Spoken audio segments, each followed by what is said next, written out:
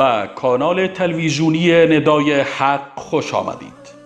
اگر تا کنون عضو کانال ما نشده اید لطفاً کانال ما را سابسکرایب نموده و دکمه زنگوله را فشار دهید تا از جدیدترین ویدیوهای جالب ما مطلع گردید.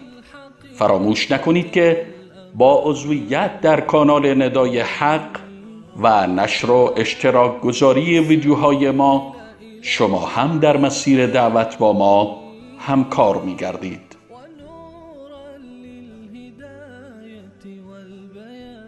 ندای حق، ندای توحید و حقیقت.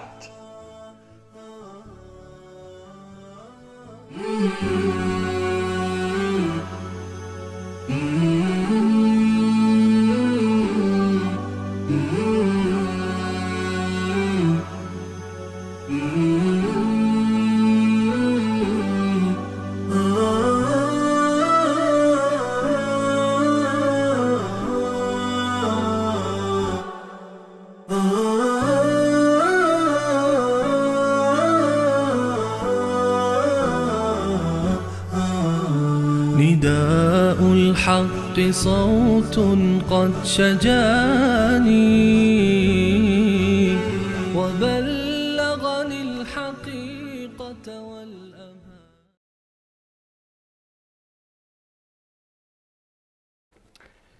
بسم الله الرحمن الرحیم. الحمد لله رب العالمین والصلاة والسلام على سید الانبیاء والمرسلین حبیبنا محمد و علی آله و صحبه اجمعین. بینندگان عزیز و گرامی، سلام الله علیکم و رحمته و برکاته. در خدمت شما عزیزان هستیم با قسمت دیگر از این برنامه که برنامه شما عزیزان هست و در خدمت شما بزرگواران هستیم و تماس های شما، دلگفته های شما و سوالات، انتقادات و پیشنهادات شما را از طریق شماره تلفن برنامه دریافت خواهیم کرد. در طول برنامه انشاءالله در خدمت شما عزیزان خواهیم بود.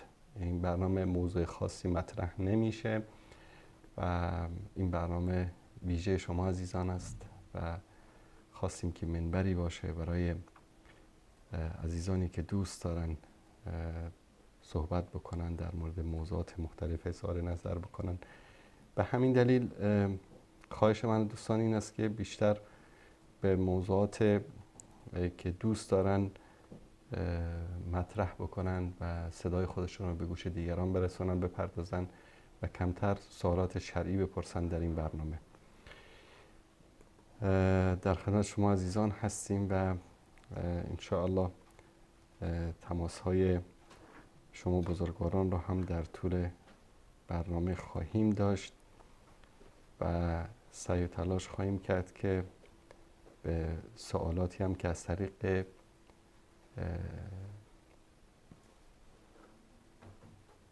واتساپ برنامه برای ما فرستاده شده هم پاسخ بدهیم در طول برنامه.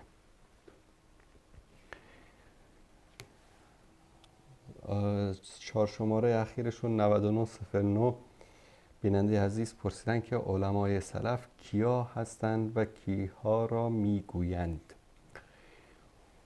ببینید، علمای سلف علمایی هستند که گذشتگان ما. سلف یعنی گذشتگان، خلف یعنی آیندگان، کلمات عربی است. وقتی که ما میگیم که سلف ما یعنی گذشتگان ما، وقتی میگیم علمای سلف ما یعنی علمای گذشته ما. این معنی کلمه سلف هست.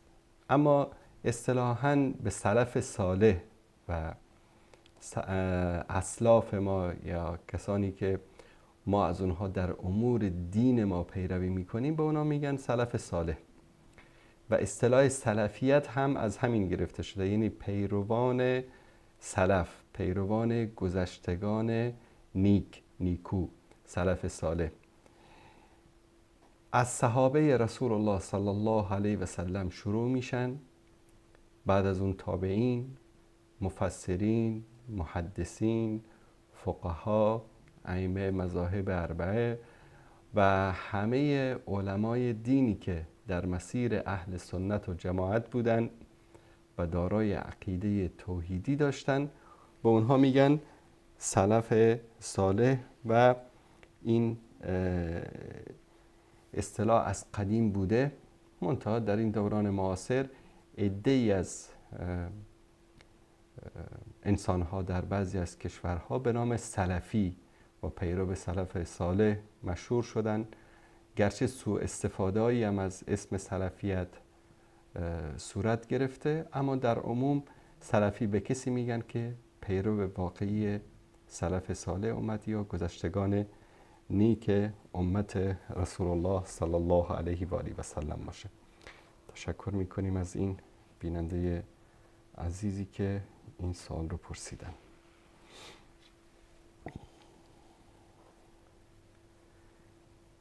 عزیزی بیننده سوال کردن حکم کسی که در سر سفره نان شراب بخورد آیا با آنها شیشته می شود یا نه؟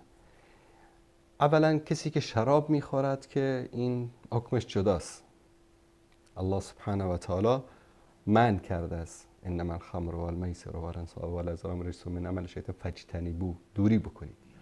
کلاً از شراب و مجالس شراب دوری کردن. ببینید ما در قرآن کریم چند نوع امر داریم. در یک جایی میگه که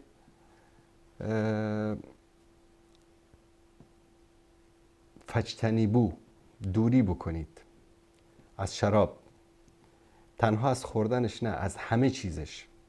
شراب درست کردن، شراب فروختن، با شرابخور دوست بودن، با شرابخور نشست و برخاست کردن، هر آن چیزی که مرتبط با اسم شراب و قمار و این اعمال باشد رو الله سبحانه و تعالی میگه فاجتنبوه، دوری بکنید از این. وقتی که مثلا شما با به کسی میگیم که به کودک میگیم از آتش دوری بکن. چرا؟ چون آتش خطرناک است. اگر که نزدیک باشی، هر چقدر که بهش نزدیک باشی همونقدر بیشتر انسان رو اذیت میکنه تا سرحد این که انسان رو میسوزانه. گاهی اوقات با آتش نزدیک میشید، آنقدر نزدیک نیستید که شما رو بسوزانه، اما شراره ای از این آتش میپره و به لباستون میفته و یک سوراخی رو لباس شما ایجاد میکنه، لباستون از بین میبره. به خاطر همین بعضی از گناهان هستن که الله سبحانه و تعالی ما رو کلاً از نزدیک شدن به اون منع کرده، مانند زنا، مانند شراب، مانند قمار.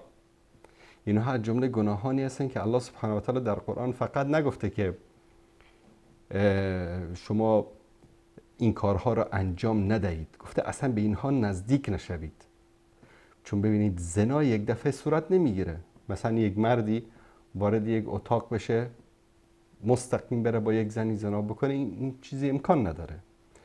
زنا مقدمات داره، نگاه کردن هست، صحبت کردن هست، دل طرف رو به دست آوردن هست و بعد از اون عمل زشت زنا رو انجام دادن هست. قماربازی هم همچنان، با کسی دوست میشه، بعد طرف قماربازه، باز این رو میبره، خلاصه سرحدش به جایی میرسه که میره واقع میشه به این فعل حرام. شراب هم همینطور است، از همنشینی با انسانهای شرابخور شروع میشه تا سرحد شراب خوردن. پس یک سری حدود الله سبحانه و تعالی هست که الله متعال در موردش میفرماید که تلک حدود الله فلا تقربوها. این حدود الله سبحانه و تعالی است که به اون نزدیک نشوید. و بعد در جای دیگه میگه که فلا تعتدوها، از این نگذرید. ببینید یک جایی هست که حدود الله سبحانه و تعالی رو میگه که از این نگذرید، یعنی خطی تعیین شده، از این خط اونور رد نشید. در جای دیگه میگه که این حدود الله است، اصلا بهش نزدیک نشوید، یعنی دور، از فاصله دور نزدیک نشید، دور وایستید. از جمله چی هست؟ زنا هست، شراب هست، قمار هست و خیلی از افعال بد دیگر. یک از اعمالی که در روز قیامت انسان انجام میده و ندامت و پشیمانی خودش رو اظهار میکنه چی است؟ یا لیتنی لم اتخذت فلانا خلیلا، ای کاش که من با فلانی دوست نمی شدم. اگه شما با عده‌ای سر یک سفره میشینید به این معنی است که با آنها دوست هستید. انسان که دیگه با یک انسان که دوستی و رفاقت نداشته باشه سر یک سفره نمی نشینه. پس سر یک سفره‌ای که با اونها میشینید حتما با اونها دوست هستید و اینا همون دوستایی هستن که فردا روز قیامت شما آرزو میکنید که ای کاش با اینها دوست نمی شدم.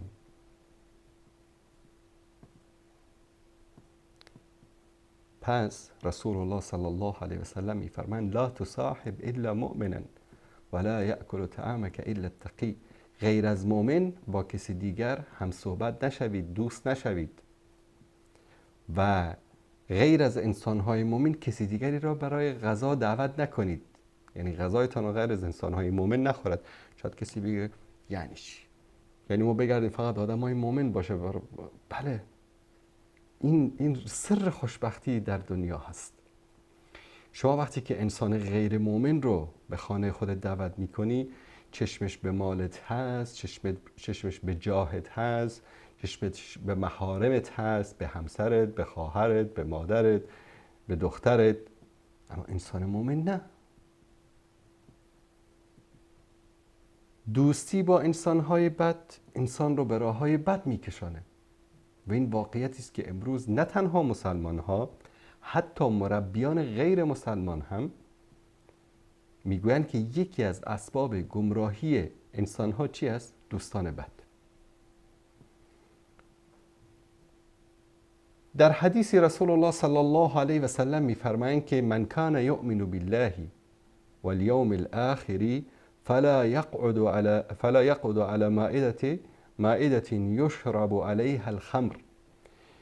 کسی که به الله و روز آخرت ایمان داره بر سر سفره‌ای که در آنجا شراب گذاشته شده است نمی نشیند. پس نشستن بر سفره‌ای که در آنجا شراب تقدیم می شود نشان دهنده نبودن ایمان است. در اروپا هستید، در آمریکا هستید، آقا فلان ابن فلان قومتون، خیشتون، دوستتون شما رو به عروسی دعوت کرده، عقیقه، مهمانی، نامزدی، سالگرد یا هر چی که هست. یک قسمتی رو اختصاص دادن که شما برید اونجا بشینید و قسمت دیگری در اونجا مردم انواع شراب رو مصرف میکنن. اصلا شرکت کردن شما در همچین مجالسی جایز نیست. بذارید که مردم به سبب عزت و شرفی که شما برای خودتون، برای شخصیت خودتون و برای دینتون قائل هستید در مجالسشون شراب صرف نکنن.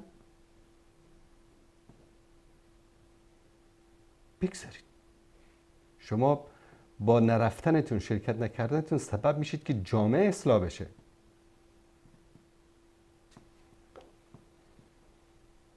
و این اعمال و منکراتی که انجام داده میشه، نافرمانی الله که انجام داده میشه در یک مجلسی، تمسخر به احکام دین که انجام داده میشه در یک مجلسی، نشستن با اونها از اسباب کفر است.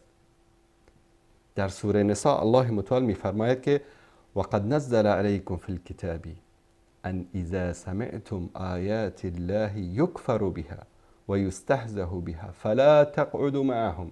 اگر شنیدید که آیات الهی مسخره میشه، حدود الله زیر پای میشه، پس با آنها نشینید در یک مجلس حتی یخوضوا فی حدیث غیره، تا اینکه موضوع را عوض کنن و انکم اذا مثلهم، اگر نشستید امرای اونها پس شما مثل اونها خواهید بود. یعنی در گناه آنها شما هم شریک هستید، شما هم مثل اونها گناهکار میشید. به همین دلیل نشستن در مجالسی که در آنجا احکام الهی زیر پا میشه، معصیت صورت میگیره، انسان را از جمله انسانهای عاصی و گناهکار در نزد الله سبحانه و تعالی قید میکنه. و عکس این هم صحیح است که انسانی که ولو انسان عاصی و گنهکار باشه، وقتی در یک مجلس ایمانی و در یک مجلس روحانی می نشیند، به خاطر امن نشینان خوبش الله سبحانه و تعالی او را در زمره آنها قید می کند. پس متوجه این مسئله باشند دوستان عزیز، و این موضوع خیلی جدی و مهم هست که نباید ما از اون به این آسانی ها بگذریم. بیننده عزیز دیگری در مورد ازدواج و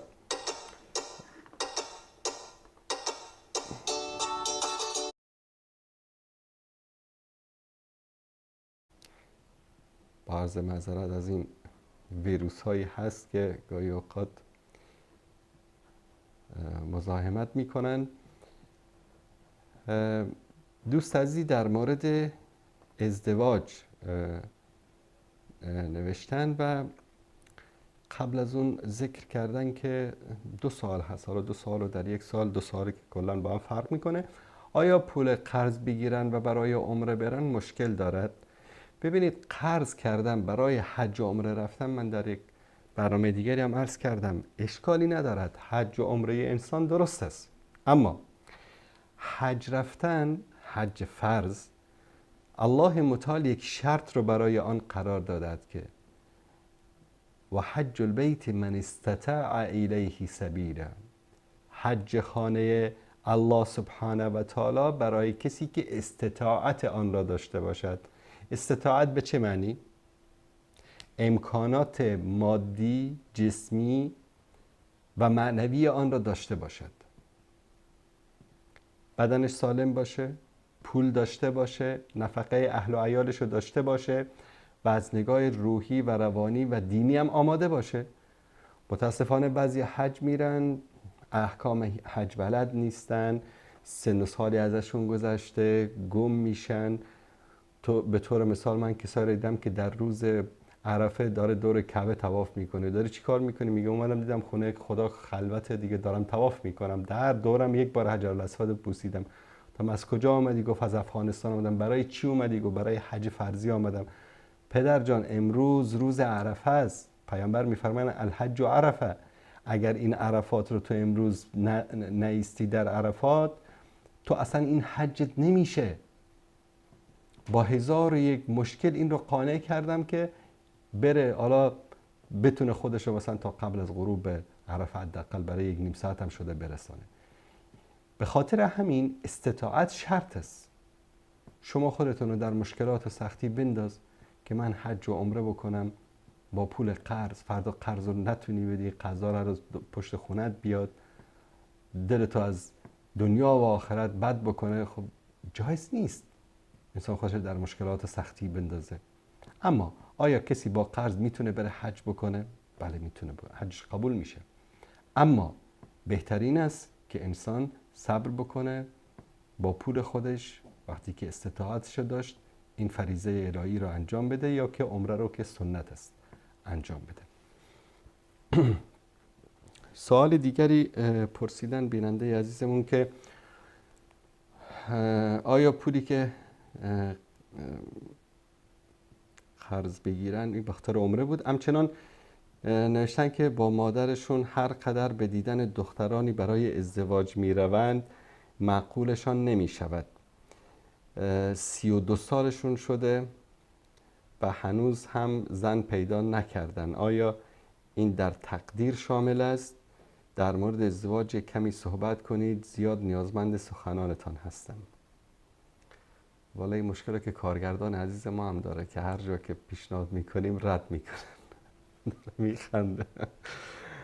بعضی اینطوری هن متاسفانه، یعنی وقتی فرصت براشون میسر میشه 1001 عیب میگیرن. والا قدش اینطوری باشه، چشمش اینطوری باشه، نمیدونم موهاش اینطوری باشه، یعنی لاغر باشه، چاق باشه، فلان باشه، این باشه. تا یک موقعی که یک سنی ازشون که گذشت، بعد از اون به هر شلخته‌ای راضی میشن. بعد از اون مهم میگن یک زن باشه، حالا فرق نمیکنه که چه شکلی باشه.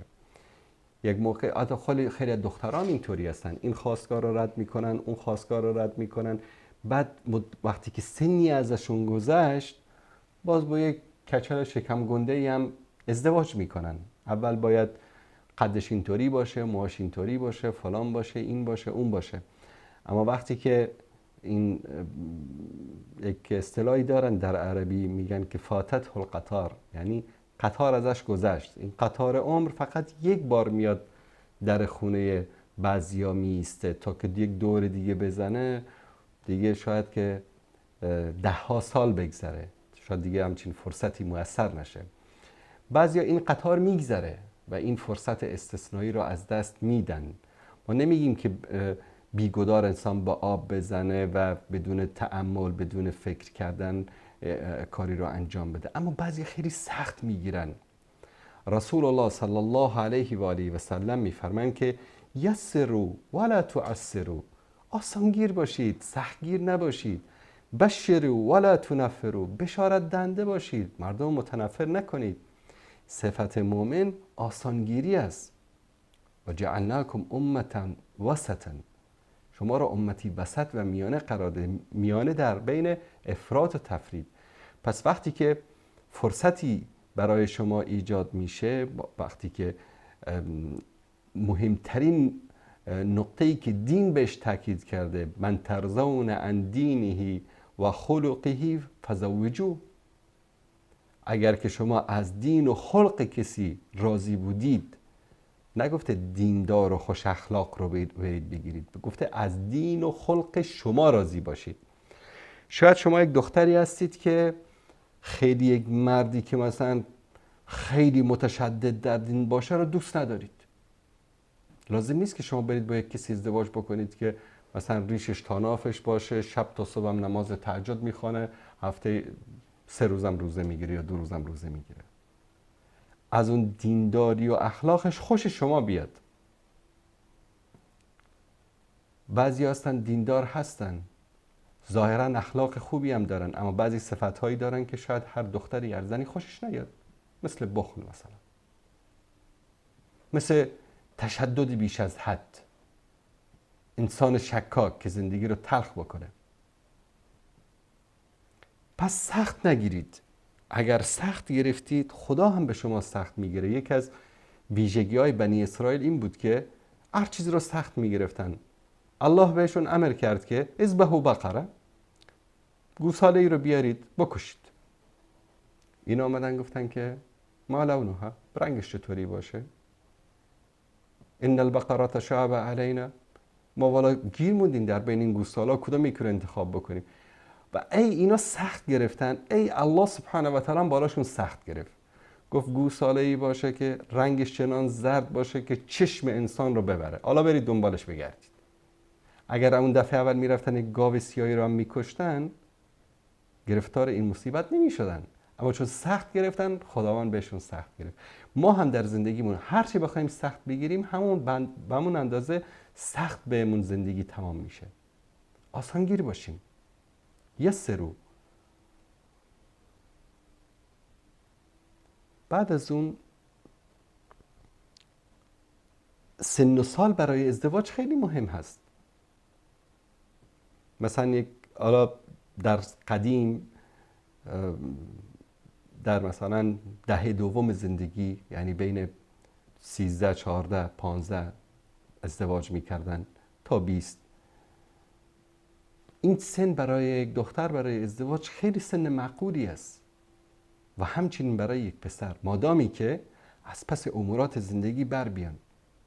بهانه‌ای مثل این که بذار درسش تموم بشه، بذار دانشگاهش تموم بشه، بذار سر کار بره، بذار کار به دست بیاره، بذار ماشین بخره، خونه بخره، فلان بخره، این همه بهانه است. بابا جان، فرزندانتون رو در این سن و سال وقتی شما به ازدواج نمیدید، مرتکب زنا میشه، مرتکب فحشا میشه، دوست پسر دوست دختر 1001 فسق و فجور رو انجام میدن. بابا یک زن رسمی بهش بدید که همین کارایی رو که میره، مثلا زنایی که داره میکنه، بره با همسرش نزدیکی بکنه. چرا هم خودتون رو هم فرزندانتون رو در این موقف سخت قرار میدید؟ سختگیر نباشید. درسش تموم بشه، نمیدونم دانشگاهش تموم بشه، سر کار بره، اینا دلایلی نیست که انسان به خاطرش مانع از ازدواج چه دختر چه پسر بشه.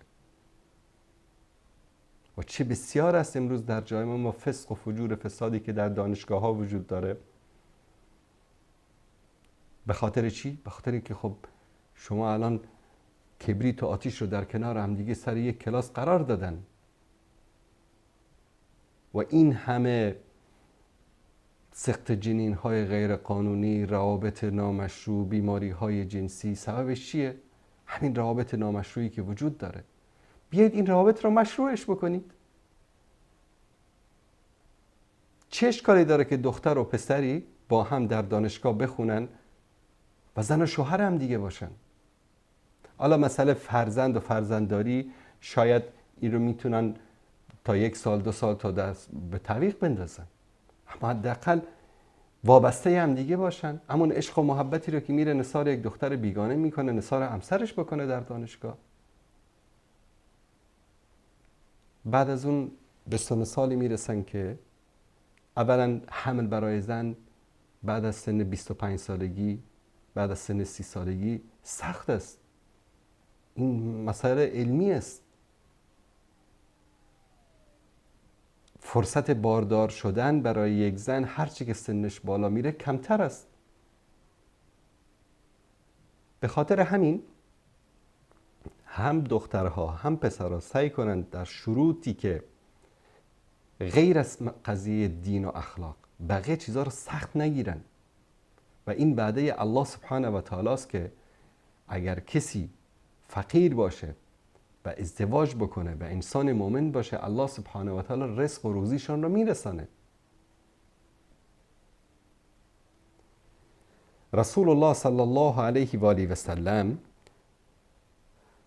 در حدیثی صحیح ما رو امر کردن به این که ازدواج بکنیم.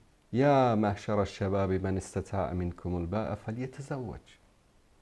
ای جوانها، هر کدام از شما که استطاعتش رو دارید ازدواج بکنید. الله سبحانه و تعالی فانکحوا ما طاب لکم من النساء، ازدواج بکنید با زنها امر کرده. رسول الله صلی الله علیه و سلم میفرماید النکاح من سنتی فمن رغب عن سنتی فلیس منی. نکاح سنت من است، کسی که از سنت من روی گردان شود از امت من نیست.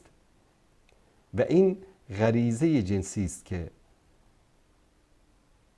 الله سبحانه و تعالی و رسول الله صلی الله علیه و سلم ما رو برای اینکه این غریزه جنسی فطری و طبیعی که در وجود انسان قرار داده شده رو به شکل صحیح و درستش اشباع بکنه به ما امر کرده که ازدواج بکنیم.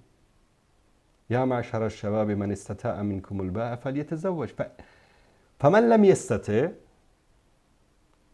چیکار بکنه؟ فلیصم، روزه بگیره. چرا؟ دلیلش هم گفته فانه اغض للبصر و احفظ للفرج. به خاطر اینکه نکاح کردن شما، ازدواج کردن شما هم برای چشم پوشی شما از حرام و گناه خوب است و هم این که شما را از واقع شدن در زنا و فعل حرام نگه داره. ثانیاً در ازدواج سکون است، آرامش است. و من آیاته ان خلق لكم من انفسكم ازواجا لتسكنوا الیها. از نشانهای قدرت الله متعال این است که از شما برای شما همسرانی را قرار داده که شما در کنار اون آرام بگیرید. این جوانهایی رو که میبینید تنها در کنار یک همسر میتونن آرام بگیرند. این فطرت است، فطرتی که الله سبحانه و تعالی قرار داده است. و جعل بینکم مودة و رحمه. و الله سبحانه و تعالی وقتی که ازدواجی صورت میگیره بین یک دختر و پسر مسلمان و سکون و آرامش در بین اونها ایجاد میشه، الله متعال عشق، محبت و مودت رو در بین آنها ایجاد میکنه و رحمتش رو بر اونها نازل میکنه. به خاطر همین عزیزانمون خواستن خانواده‌های محترم سعی بکنن که دخترانشون رو، پسرانشون رو در سنی که معنی و مفهوم ازدواج رو بدونن، مسئولیت پذیر باشند، در ازدواج اونها تأخیر نکنند. حتی امروز میدونید که وسایل ارتباط جمعی مانند سوشال میدیا و رادیو، تلویزیون و غیره، از بین من مصاحبه یکی از مسئولین یکی از کشورهایی که در اونجا این سایت های مستهجن رو فیلتر میکنن، کشورهای عربی بود، میگفت که ما یک کشوری که مثلا خیلی پیشرفت است در امور اتصالات و تکنولوژی و اینا، میگفت ما استطاعت مراکز کنترل ما این است که روزانه مثلا تا 800 تا 900 تا وبسایت مستهجن رو ما چیکار میکنیم؟ فیلتر میکنیم، میبندیم. اما میگفت تعداد سایت هایی که روزانه ایجاد میشن 3 برابر این است. این به این معنی است که چیزی در حدود 60-70% سایت های مستهجنی که درست میشه، اینها میرسه به دسترس جوانان و نوجوانان ما. حالا در کشوری که اگر که این استعداد رو داشته باشه که حالا فیلتر بکنه این سایت ها رو.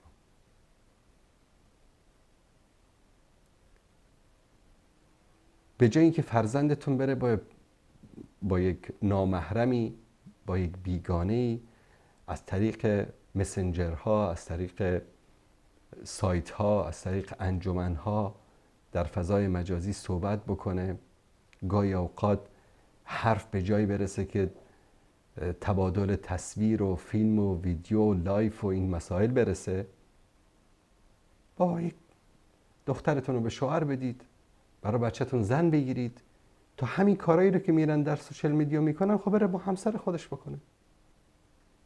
لازم نیست حتما ازدواج بکنن، نکاحشون رو ببندید، از طریق تلفن با هم دیگه صحبت بکنن، از طریق مسنجر با هم دیگه صحبت بکنن، همون اعمال زشتی رو که دارن در حرام انجام میدن در حلال انجام بدن.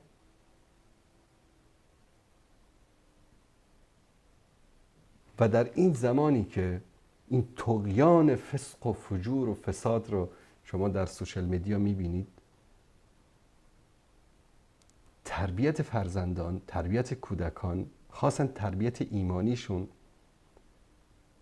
و توجه داشتن به خواسته های جنسی اونها، خاصا در سن جوانی، حداقلش اینه که ما از فاسد شدن اینها، از وقوع اینها در فحشا، در فساد، در گمراهی جلوگیری بکنیم.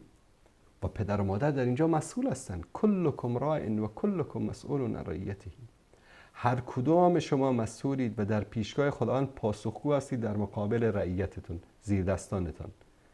شوهر در خانه مسئول همسرش و فرزندانش است، زن در خانه مسئول فرزندان و شوهرش است. اینو رسول الله صلی الله علیه و سلم فرمودن. هر کدام ما مسئولیت داریم. والا بچم بزرگ شده را هر کاری میکنه به من چه؟ نه خیر، خداوند از تو میپرسه، چون تو مسئولیتت رو ادا نکردی. دوستان عزیز و گرامی، یک میان برنامه کوتاه میبینیم و بعد از اون انشالله دوباره خدمت شما عزیزان با ادامه برنامه خواهیم بود.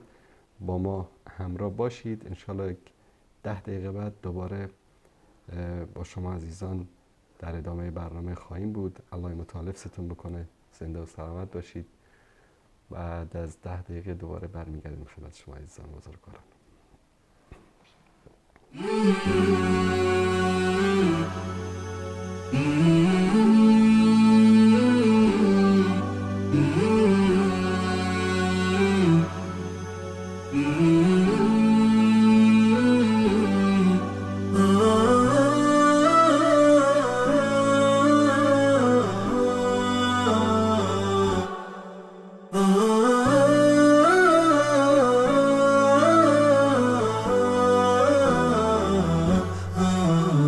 نداء الحق صوت قد شجاني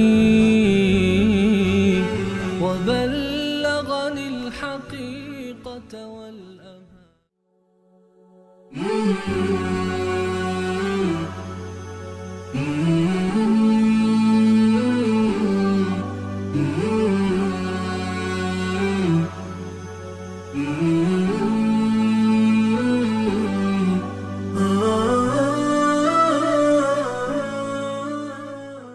به کانال تلویزیونی ندای حق خوش آمدید. اگر تا کنون عضو کانال ما نشده اید لطفاً کانال ما را سابسکرایب نموده و دکمه زنگوله را فشار دهید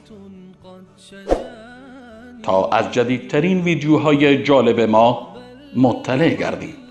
فراموش نکنید که با عضویت در کانال ندای حق و نشر و اشتراک گذاری ویدیوهای ما شما هم در مسیر دعوت با ما همکار می گردید.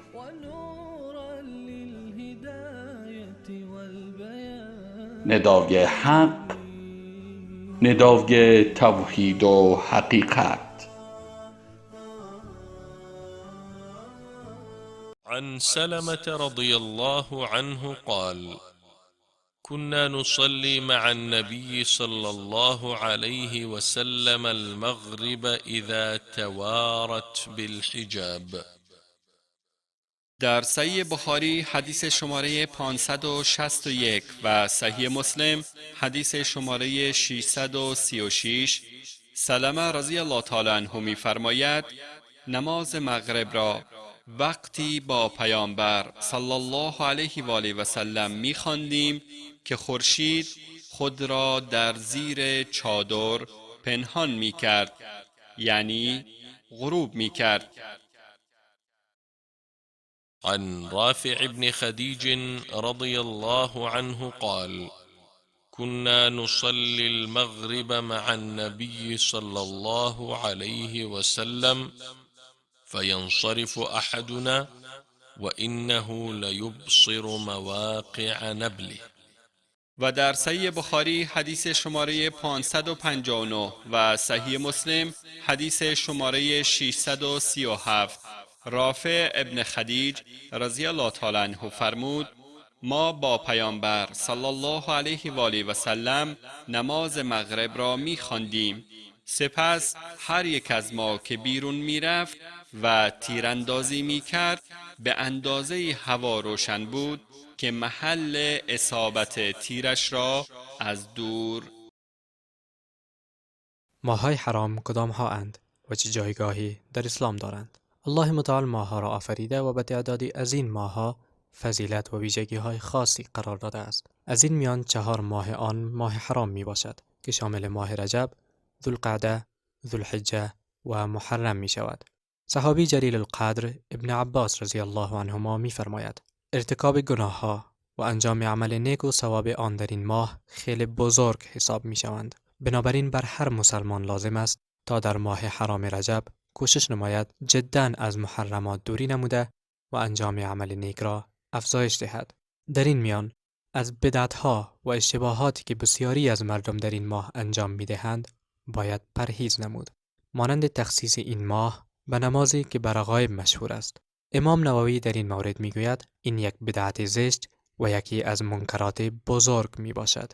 یا تخصیص روز 27 این ماه به روزه گرفتن یا جشن گرفتن این شب به زعم اینکه شب اسراء و معراج باشد. حافظ ابن حجر میگوید هیچ حدیثی صحیحی که دال به روزه معینی در این ماه و یا نماز خواندن در شب مخصوص در این ماه باشد وارد نشده است. پس بر مسلمان لازم است تا آنچه مطابق به سنت است انجام داده و از اعمال بدعت و منکر اجتناب نماید. الله متعال می‌فرماید وأن هذا صراطي مستقيما فاتبعوه ولا تتبعوا السبل فتفرق بكم عن سبيله ذلكم وصاكم به لعلكم تتقون. و بدانید که این راه راست و درست من است، پس از آن پیروی کنید و از راه‌های دیگر که شما را از راه وی پراکنده می‌سازد پیروی نکنید. این هاست که الله شما را به آن سفارش کرده است. باشد که تقوا پیشه کنید و در امان بمانید.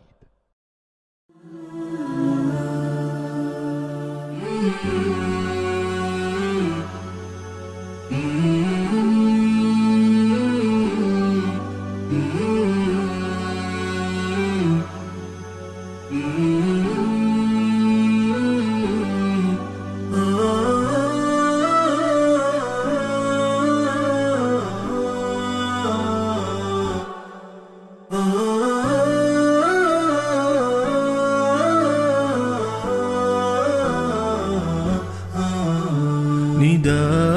الحق صوت قد شجاني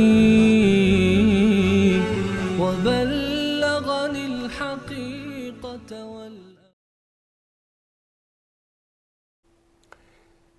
با سلام دوباره خدمت بینندگان عزیز و گرامی، با شما عزیزان هستیم در ادامه این برنامه و تماس‌های شما عزیزان و موضوعاتی که انشاءالله در مورد اون صحبت خواهیم کرد. اولین تماس رو بگیریم از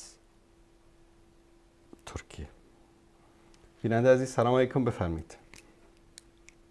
سلام علیکم و رحمت الله و برکاته. استاد عزیز علی قدر.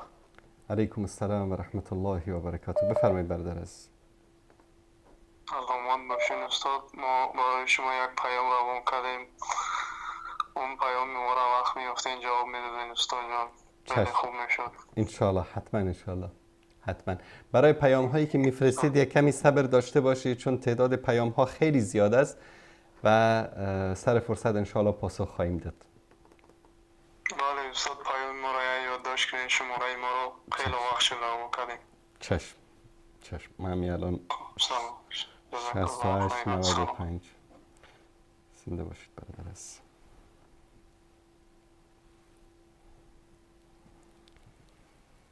بله سلام علیکم بیننده گرامی، بفرمایید. سلام علیکم و رحمت الله و برکاته استاد عزیز. علیکم السلام و رحمت الله و برکاته. استاد عزیز خوب که هستین انشالله؟ سلامت باشید، بفرمایید برادر گرامی. استاد عزیز، یه موضوعی که ذهن منو خیلی مغشوش کرده، میخواستم باهاتون یه مشوره کنم ببینم نظر شما چیست. اینه که ما در ایران زندگی میکنیم. بله. بعد ما اینجا نماز جماعت نداریم، بعد مسجد نداریم، تعلیم و تعلم نداریم، بعد فرزندانمون اینا اونجوری که میخوایم تو جامعه رشد خوبی نمیکنن. ما که الان اهل افغانستانیم، یعنی حکم ما چیست؟ یعنی باید وظیفه ما نیست که ما باید برگردیم به کشور خودمون وقتی استقلال داریم، آزادی دینی داریم. گفتم ببینم نظر شما چیه؟ خیلی ذهن منو خراب کرده. اصلا استقلال نداریم، نه مسجد داریم، نه جماعت داریم، نه آزادی دینی داریم. بعضی انگام حتی توهین میشه به دین ما. درست باشه، در این مورد صحبت میکنم برادر عزیز، در این مورد صحبت میکنم. زنده باشید. تشکر از شما. ببینید، اصل هجرت برای یک مسلمان به خاطر حفظ دین است. رسول الله صلی الله علیه و آله و سلم می‌فرمایند که فمن كانت هجرته الى الله و رسوله فهجرته الى الله و رسوله فمن كانت هجرته لدنیا یصیبها او امرأة ینکحها فهجرته الى ما هاجر الیه. هجرت برای الله و رسول است. کسی که نیتش هجرت برای الله و رسول باشه، ثواب هجرت الله و رسول رو میگیره. کسی که نیتش به خاطر به دست آوردن مال، به خاطر ازدواج با زنی بخواد هجرت بکنه، فهجرتش به طرف همون چیزی است که هجرت کرده، یعنی در نزد الله اجر و پاداشی نداره. حاصل هجرت به خاطر این است. مردم افغانستان به خاطر جنگ، به خاطر تجاوز شوروی یا به خاطر تجاوز ناتو و آمریکا مجبور شدن که از شهر و دیارشان مهاجرت بکنن و امروز که این سبب برطرف شده است، نیاز نیست که مردم ما در ایران یا در پاکستان یا در کشورهای دیگه به عنوان مهاجر در اونجا باشن. مهاجر محسوب نمیشن. باور کنید همان زحمتی رو که طرف در ایران میکشه، تحقیر میشه، توهین میشه، افغانی آشغال، نمیدونم افغانی فلان، 1001 فوش و ناسزا هم میشنوه. من نمیگم همه ملت شریف ایران اینطوری برخورد میکنن، عده‌ای هستن که اینطوری برخورد میکنن. پس چه نیازی است که شما در اونجا باشید؟ شما زحمتی رو که اونجا میکشید شاید در وطنتون به اون اندازه پول به دست نیارید، اما حداقل با عزت و با وقار و با شخصیت زندگی میکنید. کسی دیگه به شما نمیگه که بالای چشمت ابروست.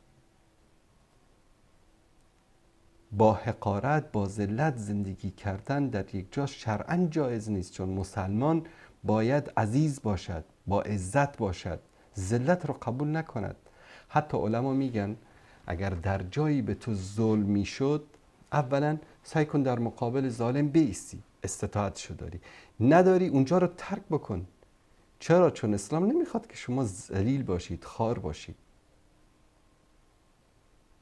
به خاطر همین شاید بعضی از دوستان بگن که حالا شما از حال مهاجرین خبر ندارید. نه خیر، خبر داریم. ما در بین مهاجرین زندگی کردیم، هم در ایران هم در پاکستان، و از نزدیک خبر داریم وضعیتشون رو.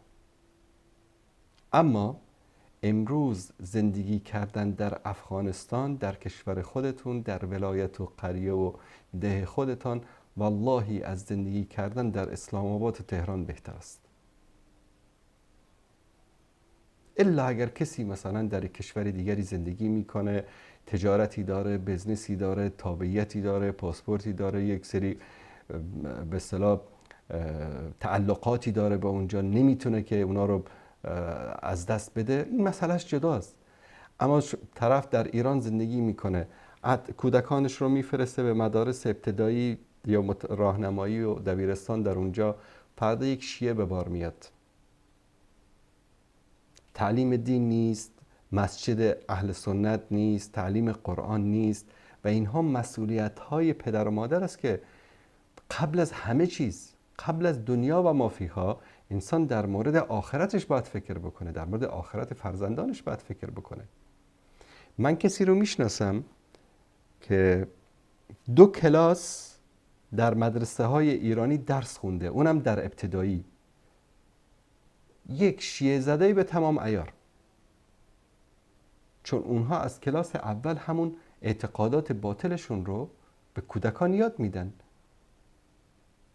در کشورهای دیگه 4 تا شیعه باشه توی شهری، براش مسجد میسازه، ایران حسینیه میسازه، درخواست به اصطلاح تعلیم ویژه برای شیعیان و 1001 حقوق برای اونها.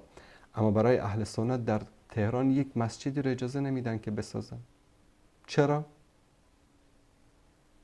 به خاطر همین دوست عزیز، برادر گرامی، مادامی که آینده فرزندانتون در خطر است، رها بکنید اون کشور رو، برید به کشور دیگری، برید به افغانستان.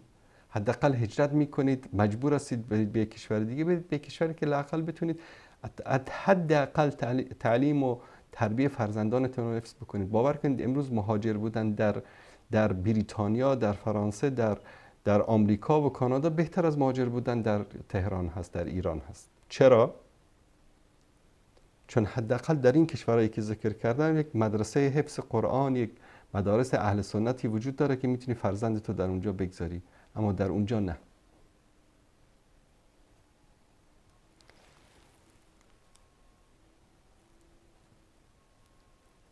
بیننده عزیز سلام علیکم، بفرمایید. سلام علیکم. علیکم السلام و رحمت الله و برکاته. سلامت باشید، بفرمایید برادر عزیز. محمد انصاری بلده. بله بفرمایید. راستی میخواستم یک چیز رو از شما من فهمم از زبان خودتون. بفرمایید. سوال میدیم شما بسیار در موضوعاتون جوانان تاجیک رو مثال میبیارید یا عموما نام تاجیکستان. بله. نمیدونم اکنون جوانان تاجیک رو به سوریه یا به دیگر دولت‌های دیگر شما تکلیف میکنید، یا وقتی که شما از دولت‌های عربی قرار داشتید موضوعهای شما دیگر بود، اما هنگامی که شما به ترکیه رفتید باز موضوعهای شما دیگر شدن؟ من همین راستی نفهمیدم، همین رو فهمیدم میفهمید دیگر خوبتر میشد. مثلا چی یک نمونه بگید، مثلا چی تغییر کرده در ما؟ شما یادتان باشه من 10 سال، دقیقاً 12 سال قبل در مورد رفتن جوانان تاجیک به عراق و سوریه در وصال حق صحبت کردم و گفتم که این یک پلان و برنامه استخباراتی است که جوانان تاجیکستان رو ببرن در اونجا به کشتن بدن. الان هم همین حرف رو میزنم.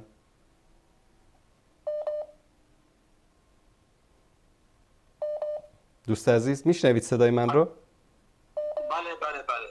خب من 12 سال پیش همین حرف رو زدم، الان هم همین حرف رو میزدم. چه تغییر کرده مثلا؟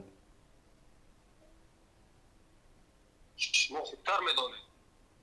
نه، شما یک تهمتی رو زدید، باید شما اثبات بکنید.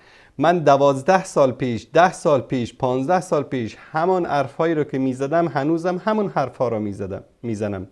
در حرفای من چه تغییری آمده؟ شما بگید کجاش تغییر کرده مثلا؟ یعنی اینکه شما گفتنی هستید شما وقتی که توریستی هم اومدید موضوعاتون تغییر ندادم. چه تغییر خورده؟ مثلا یک نمونهشو شما بگید. نه من نمونه آوردن برای من مشکل است. من نمیگویم موضوع شما با کلگی تغییر افتاد. دوست عزیز، برادر عزیز، برادر گرامی، این حرفی که شما میزنید سوار روز قیامت الله متعال از شما بازخواست میکند، میگوید که تو این حرف رو که زدی، این تهمتی رو که به محمد انصاری بستی، دلیل چی بود؟ حالا شما به من میگید که افکار شما، مغزهای شما تغییر کرده. کجاش تغییر کرده؟ چه تغییر کرده؟ حرفی رو که دیروز میزدیم و امروز نمیزنیم کجا تغییر کرده؟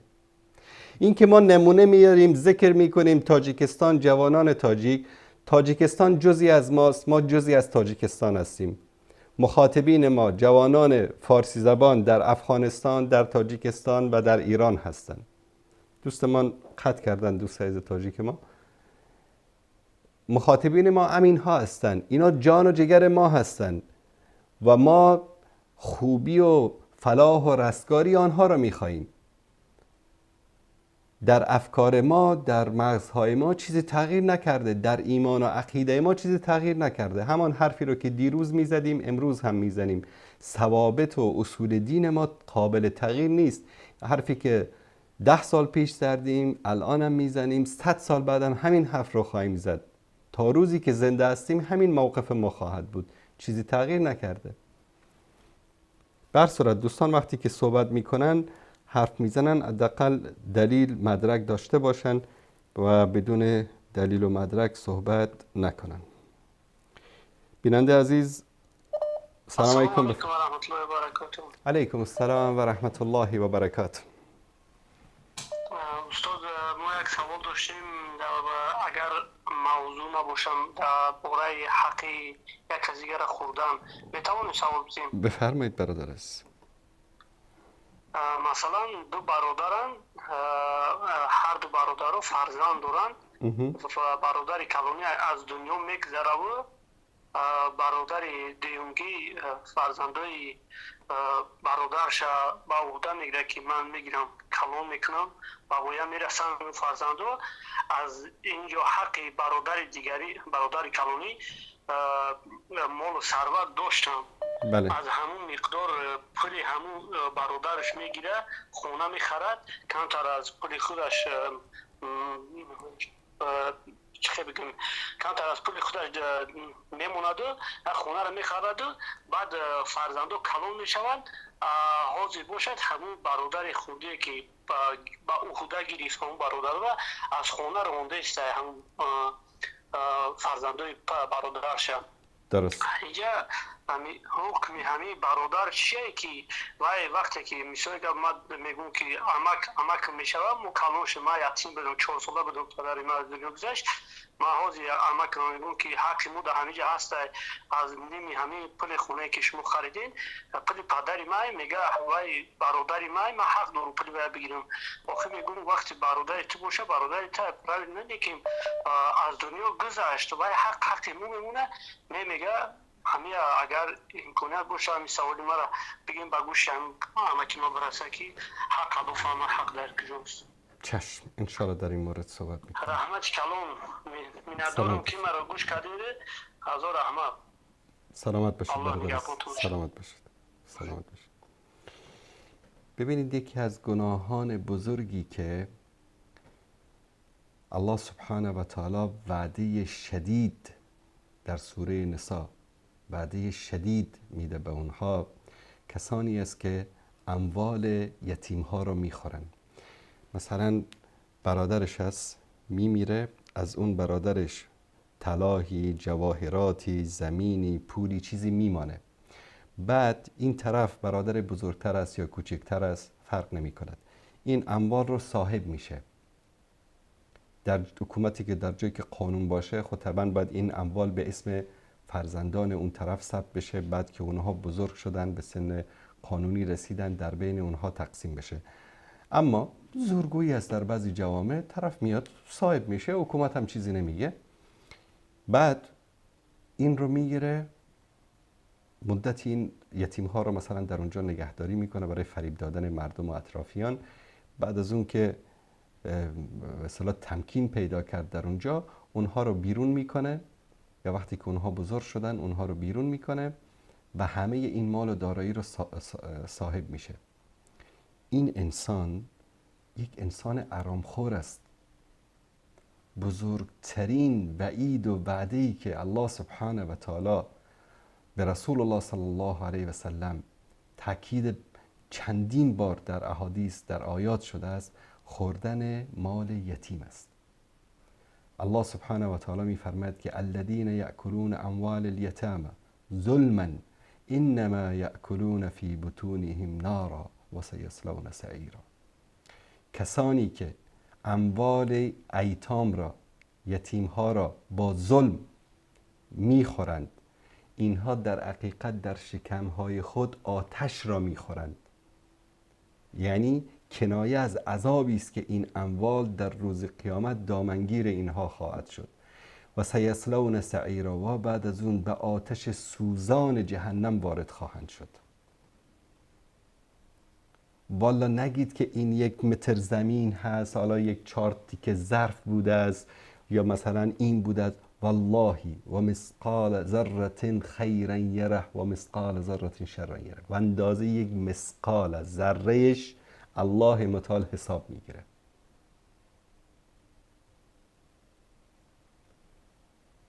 الله متعال به رسول الله صلی الله علیه و آله و سلم امر میکنه فاما الیتیم فلا تقهر و اما السائل فلا تنهر. امر به پیامبرش میکنه، تذکر میده به پیامبر. ظلم کردن به یتیم ها، خوردن حق آنها که متاسفانه در تاجیکستان یک عادت شده است. طرف، من بارها گفتم در چندین برنامه، این برادرمون که چند لحظه پیش شما چرا تاجیکستان رو خطاب قرار میدید؟ چون ما تاجیک هستیم، ما جزئی از تاجیکستان هستیم، تاجیکستان جزئی از ماست و ما مشکلات همدیگر رو درک میکنیم. میدانیم امروز چه مشکلاتی وجود دارد در افغانستان، در تاجیکستان، در بین اهل سنت در ایران. ما مردم قوم پرست و ناسیونالیست نیستیم که والا من از فلان کشور هستم، منو به فلان کشور غرض نیست. نه خیر، ما یک امت هستیم. این مرزهایی رو که بین ما ساختن، ما به این مرزها ایمان نداریم. دل و جان ما در سمرقند و بخاراست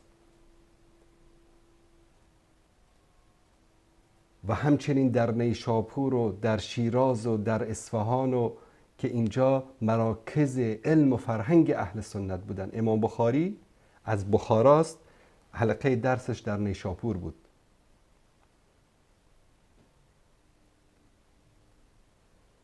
به همین دلیل ما وقتی مشکلات یک جامعه را درک میکنیم، احساس میکنیم، در موردش صحبت میکنیم. طرف زمین پدر رو مثلا پسر بزرگ گرفته، خودش داره کیف خودش رو میکنه، میخوره، استفاده میکنه، به کسی دیگه نمیده. بعد همین سلسله ادامه پیدا میکنه، اون میمیره، به دست پسر دیگرش میفته، این همین کار رو انجام میده و این مثلا از 200 سال پیش تا الان ادامه داره و همینطور ادامه داره پیدا میکنه. ما باید جلوی این رو بگیریم، ظلم نکنیم، حق یتیم ها رو نخورید. خوردن مال یتیم مانند این است که کسی آتش رو بخورد. آیا شما در مقابل داخل شدن آتش در معده‌تان صبر دارید؟ میتوانید تحمل بکنید؟ الله متعال این مثال رو میزنه و این مثالی است که در روز قیامت به واقعیت میپیونده. واقعا هم این گونه خواهد بود. مثلا 1 هکتار زمین رو گرفته، مال ایتام رو خورده. روز قیامت این 1 هکتار زمین با همه آن چیزی که درش هست تبدیل میشه به آتش گداخته. خداوند میگه بخور و این در جهنم نشسته و از این آتش میخوره. به خاطر 4 روز 4 قران دنیا زندگی آخرت خودش رو تباه و برباد میکنه. پس بترسید از اون روزی که الله سبحانه و تعالی در مورد مال یتیم صحبت از شما بازخواست بکنه. بترسید از اون روز.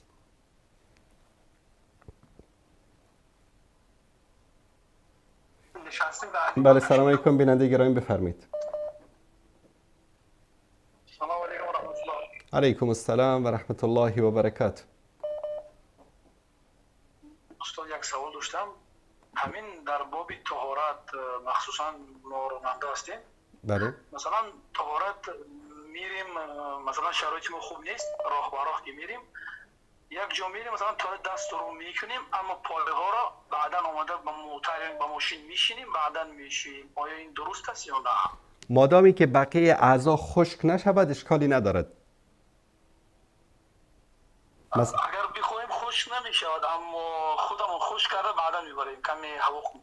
نه نباید خشک بکنید. یعنی از شروط وضو کردن این است که انسان پی در پی باید این اعمال را انجام بدهد. یعنی وقتی که دستاتون رو شستید، وقتی که صورتتان را میخواهید بشورید نباید دستایتان خشک بشود. وقتی که پاها رو میشورید نباید که صورتتان خشک بشه. یعنی پی در پی انجام دادن.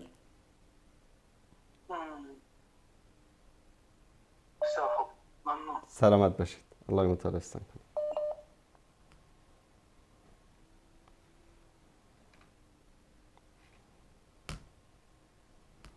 بیننده گرامی سلام علیکم، بفرمایید. السلام علیکم و رحمت الله و برکاته. علیکم السلام و رحمت الله و برکاته. استاد گرامی بسیار ما می‌نداریم که با شما در صحبت هستیم. سلامت باشید. ما شما را دوست می‌داریم استاد گرامی. سلامت باشید. و از عذر بسیار که یک هموطن ما مثال سخنای به دلیل به اثبات نسبت شما زد عذر میپرسم از تنی. خواهش میکنم، بزرگوارید شما برادر عزیز. الله متعال احسان کند. کم ترک خطاش همین بود که خیلی که در تاجیکستان ما ملاهای درباری بسیار است، راست گپ او سوالش باید به دیگر طرف میداد. سلامت باشید. کم ترک در هیجانم چون که باری اول است با شما هم صحبت میشوم. الله متعال احسان کند. سلامت. برنامه گذشتگی شما را ما دیدیم استاد در مورد داملای هستند که مقصد برای جینخانی برنامه شما بودن. بله برنامه بله. و در تاجیکستان من شخصیتی را میدانم که مقصد با تلفن خود رو میموند، بلد نیست سوره برای جین های نه که مقصد تلفن میمونه و هر چیه که از دلش میبراید به همو همشیرهایی که پیش میآیند مثال با هوایو هر نمود توصیه و صحبت‌های گویا از زبان جینیات گویا که با اونها حرف میزند و من فکر میکنم که نامش هم گرفتن تا اینکه اصلاح شود شاید این حرفای ما با گوش وی برسد و در آینده اصلاح شود. من فکر میکنم که این غلطی محض است استاد گرامی. دقیقاً بله. خب باقی وقتی قیمت شما را من نمیگیرم. سلامت باشین برادر عزیز، خوشحال شدم. سلامت باشین. سلامت باشین برادر. تشکر از شما. تشکر برادر عزیز. تشکر. ببینید اینجا برن مثلا بگن آی ما با زبان جن باش صحبت کردیم و طلسما و کلمات عجیب و غریب بکن، اینا چیزا اینا در دین نیست. الله سبحانه و تعالی و رسول الله صلی الله علیه و سلم علاج سحر و جادو را همین آیات قرآنی و همین ادعیه و چیزایی که از پیامبر صلی الله علیه و سلم ثابت شده است برای ما بیان نمودن. غیر از این عمل دیگری رو کسی انجام میداد این از دین و شریعت نیست. وانگهی کسی به خاطر از بین بردن جادو پیش جادوگر برود جایز نیست. این اشتباهی است که بعضی انجام میدن متاسفانه. برای باطل کردن جادو پیش جادوگر رفتن جایز نیست و این کفر است. که انسان به خاطر باطل کردن جادو پیش جادوگر دیگری برود، بلکه جادو را با آیات قرآن کریم و با اذکاری که رسول الله صلی الله علیه و سلم برای ما آموزش دادن این را از بین میبرند. اینکه پیش جادوگر برید و به اون پول بدید و بعد اون یک سری طلسم ها و دیگه و استمداد از شیطان و از جنیات بکند و اون سحر رو برطرف بکند، این جایز نیست، شرعاً ممنوع است این کار، که متاسفانه بعضیا این رو انجام میدن. بیننده عزیز سلام علیکم، بفرمایید. علیکم السلام و رحمت الله و برکاته. استاد، یک همه شهر ما که است برای شما گپی تهمت زد، این منافقا هستند، سیاه گشتن در کار نیست. نه انشالله منافق نیستن، انشالله شاید اشتباهی سوء فهمی رخ داده باشد. الله سبحانه و تعالی همه ما را هدایت بکند. بفرمایید برادر عزیز.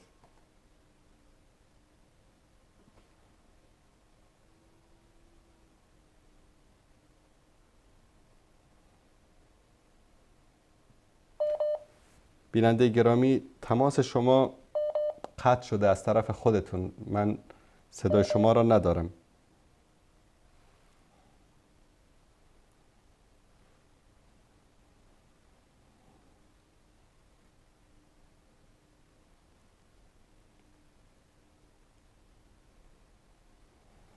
بیننده گرامی سلام علیکم، بفرمایید.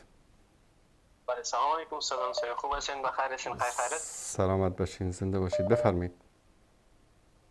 استاد یک سوال داشتم در مورد همین مادر کلان ما، وضعیتش بسیار خراب است، دکترها جوابش داده است.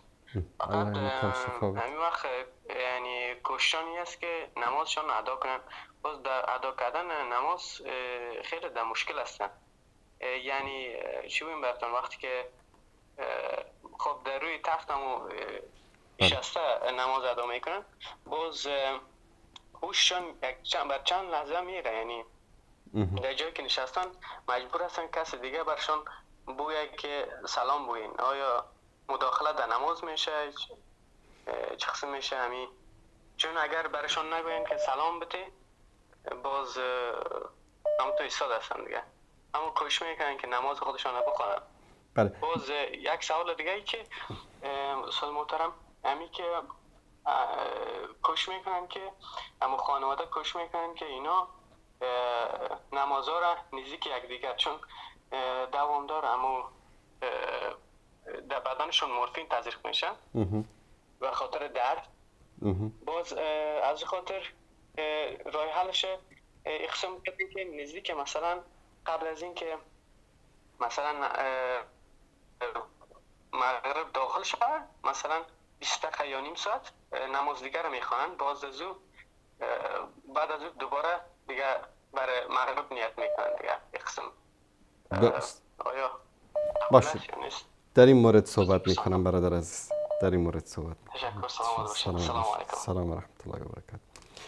ببینید الله سبحانه و تعالی به خاطر مریض در آیات و احادیث که وقتی که بیان میشه در مورد چگونگی نماز خواندن مریض، انسان اگر میتواند ایستاده نماز بخواند، نمیتواند نشسته نماز میخواند، نمیتواند به پهلوی راست به یک بغل نماز میخواند، رکوع و سجود را حسب استطاعت خودش انجام میدهد، اصلا نمیتواند هیچ جای خودش رو تکان بدهد، با اشاره نماز میخواند.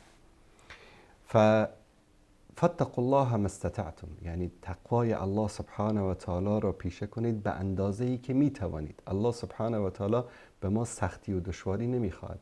یرید الله بكم اليسر ولا یرید بكم العسر. الله سبحانه و تعالی برای شما آسانی میخواد، سختی نمیخواد. و اینکه در این لحظه، در این زمان بیماری سخت، مادر کلان شما الله سبحانه و تعالی شفای عاجل نصیب بکند و مورد رحمت و مغفرتش قرار بده، یعنی پایبند به نماز، اصلا این نعمت بزرگی است و ان شاء الله این از نشان دهنده صلاح و رستگاری ایشان هست، چون خیلی از انسان‌های سالم هستن یک کمی مشکل براشون پیش میشه، نمازشان رو نمیخوانند، و اینکه در این حالت سختی بیماری ایشان مصر هستند که نمازهایشان رو ترک نکنن، این به اذن الله تعالی از علامات فلاح و رستگاری و ایمان و تقوای اونهاست که الله سبحانه و تعالی حسن خاتمه نصیبشان بکنه. به اینکه گاهی اوقات مثلا تذکر میدند اطرافیانشان برای ایشان در انگام نماز خواندن، انشاءالله اشکالی ندارد، چون حریص هستند و احساس آرامش میکنند در ادای نماز. و اینکه گاهی اوقات اگر که فراموش میکنه در اثنای نماز، نمیدانه مثلا چی کار باید بکنه، کسی از بیرون براش این رو گوشزد بکنه، چون در اگالت حرج هست، انشاءالله اشکالی ندارد. و اینکه نمازها رو جمع بکنن در حالت بیماری و در حالتی که مثلا کسی دارویی براش تجویز میشه، یا که مثلا به خاطر عملی جراحی به خاطر چیزی میخوان که ببرن، میتواند که نماز ظهر با عصر رو یک جا و نماز مغرب و عشا رو با هم یک جا بخواند. یعنی چی؟ یعنی اگر ظهر رو خواند، نماز ظهر اذان داد، میتواند که نماز ظهر رو با عصر بخواند، یا اینکه نزدیک نماز عصر 5 دقیقه 10 دقیقه به اذان عصر مانده نماز ظهر رو با عصر بخواند، که بیشتر حنفی‌ها این رو میپسندن.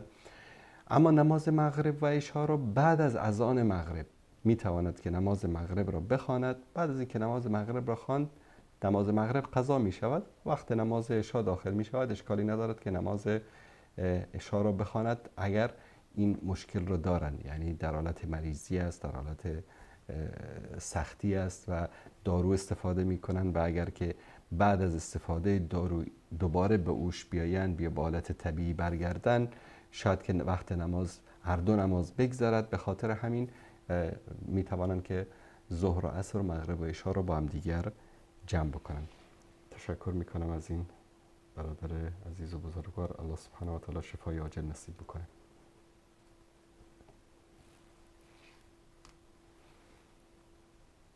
بیننده گرامی سلام علیکم، بفرمایید.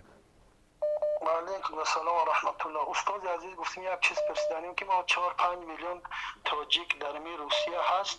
وقتی که اینها از دنیا گذشتن، در می دخترای بیمارخانه‌های می روسیه اینا را چاق میکنن، یعنی ته نفت تا بالاتر چاق میکنن، دل جگر زبون اینا را میگیرن. یکم سوال همین در اسلام چی میشود؟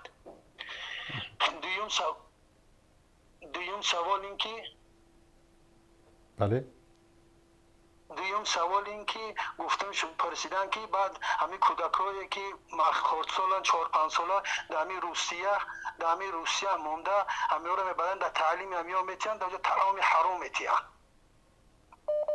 تعلیم حرام میتین برای مثل صدیق میگن به زبان روسی، هم در تعلیم از سحر تو بگرد، همو تعلیم همین زن و مردای همین شوروی ها روسان میتین تعلیم میشود. سوم سوال که برای همین منافقایی که منافق دهیوس بودن، همین زنی که سر لیچه کونی لیچه برآمد کردن دهدن، برای همینو که شهر میداده که چی رقم شود همی. باش چشم، در این مورد صحبت میکنم. رحمت کلام زنده باشید. خدا نگهبان باشد. خدا نگهدارش. ببینید، یک انسان مسلمان زنده است، باید مورد تکریم قرار بگیرد، و انسان وقتی که مرد هم حین همون حیثیت یک مسلمان زنده را دارد. بدن یک انسان مسلمان نباید مسله شود، نباید گوشت، بینی یا اعضای بدنش بریده شود، و این کار جایز نیست و نباید این اجازه را بدن. اما خانواده ها، کسایی که اهل میت هستن، این رو اجازه ندن. بعضیا چیکار میکنن؟ میگن که مثلا یک جوانی فوت کرده، میان این رو چیکار میکنن؟ میگن انتقال میدیم به تاجیکستان. وقتی که شما درخواست انتقال به تاجیکستان رو میدهید، اونا طبیعتاً طبق نظام طبیشان در بیمارستان ها چیکار میکنن؟ این دل و جگر و روده و معده و اینها رو بر میدارن، یک سری مواد کیمیایی میزنن که این مرده خراب نشود. ببینید وقتی این دل و جگر و معده و روده و اینا را که بر میدارن، مرده زود خراب نمیشه، نمیگنده. این رو به خاطر عطای مومیایی که مثلا در مصر از هزاران سال پیش که مانده، شما اینا رو ببینید همه این داخل اینها خالی است، دل و جگر و به اصطلاح قلب و روده و معده و اینها رو گرفتن. به همین دلیل ببینید اولا توصیه من این است و همه علما هم این رو میگن که هر ملک ماست که ملک خدای ماست. روسیه هم ملک خداست، تاجیکستان هم ملک خداست، اوکراین و آمریکا و افغانستان و پاکستان، هر این کره زمین همه کائنات ملک خداست. ملک پوتین و بایدن و غیره نیست. در هر جایی که یک انسان مسلمان فوت میکنه زود عجله کنید، مثلا صبح فوت کرد تا ظهر او رو ببرید دفن بکنید. این تعلیم و سنت رسول الله صلی الله علیه و سلم است، عجله کردن در دفن مرده. شما وقتی این رو انتقال میدید به تاجیکستان یعنی چی کار کردید؟ آیا اجر و پاداشی برایش میخواهید به دست بیاورید؟ هیچ فایده ای نداره. والا اینجا مملکت کفر است، اونجا مملکت اسلام است.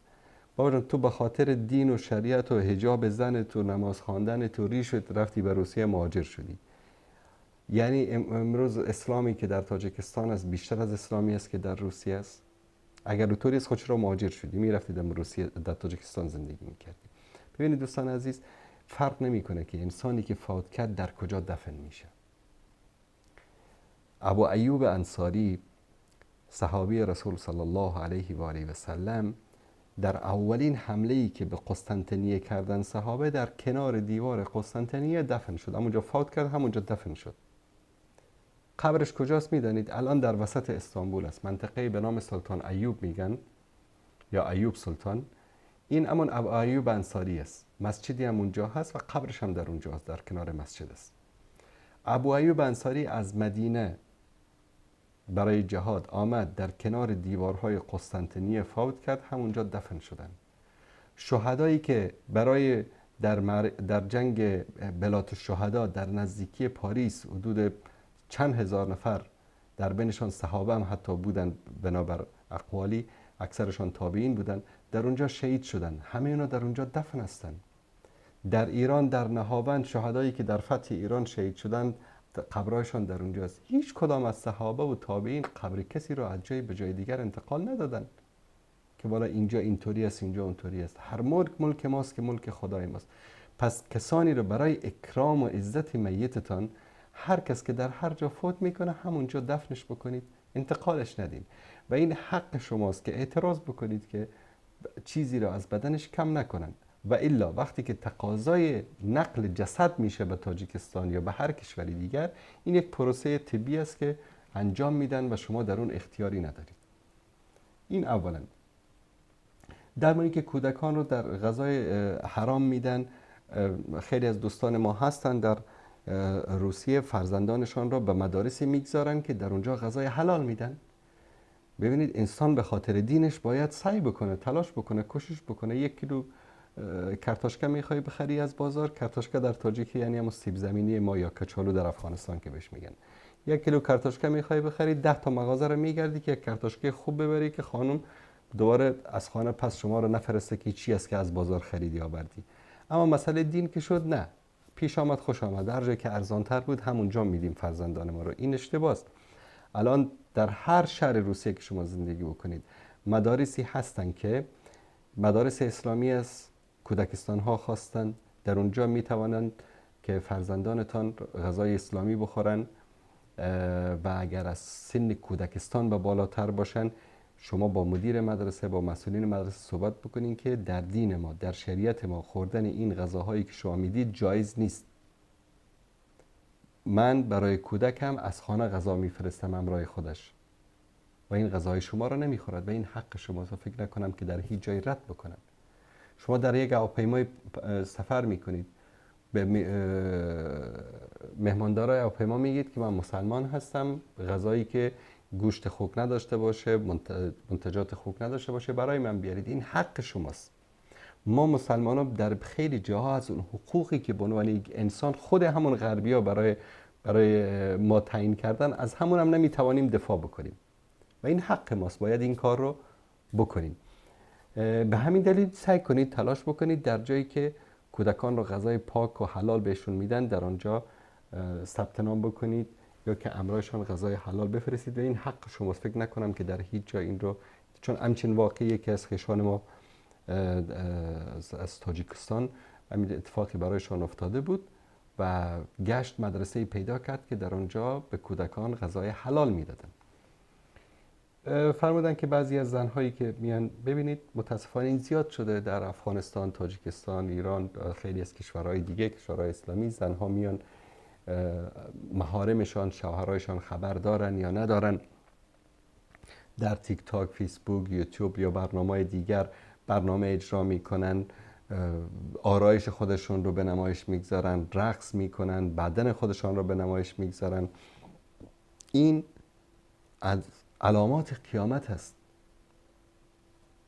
رسول الله صلی الله علیه و آله و سلم آمدن فرمودن که من دو گروه، صنفان من اهل النار لم ارهما، دو گروه از اهل جهنم که من اونها رو الان در بین شما نمی بینم، ندیدم، نبودن در اون وقت.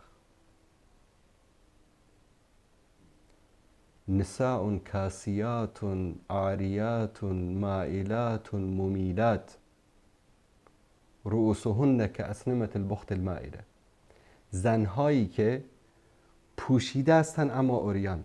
امروز داریم میبینیم در این سوشال میدیا یا حتی در کوچه و بازار، چنان لباس تنگ پوشیده که مثل که چیزی نپوشیده.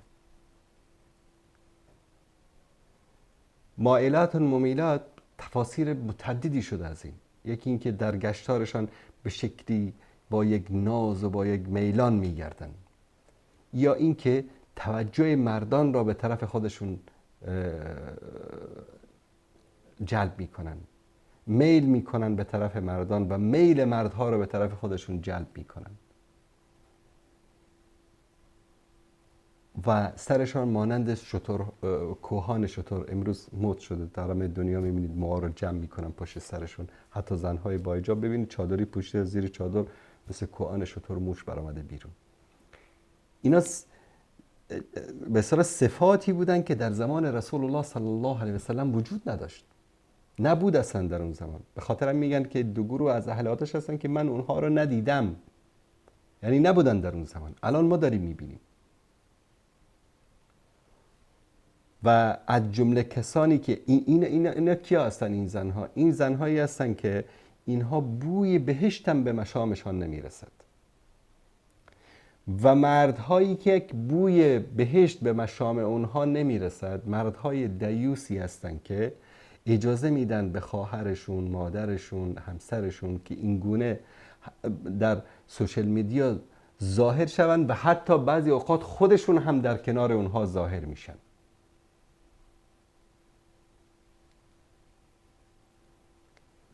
اینها دیوس هستن. دیوس کسی است که نسبت به محارم خودش غیرت نداشته باشد.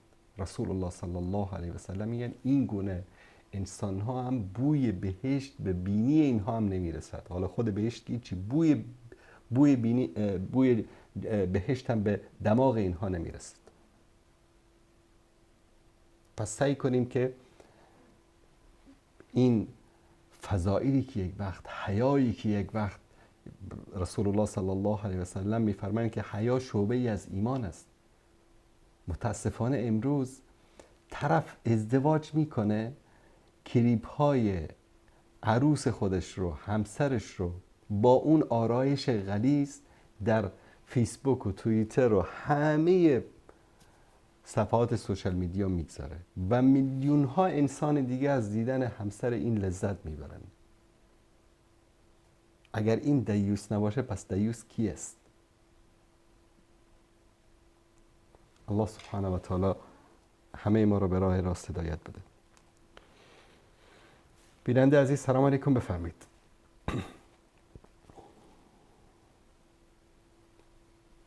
بیننده گرامی سلام علیکم، بفرمایید. بله بفرمایید. علیکم السلام و رحمت الله و برکاته.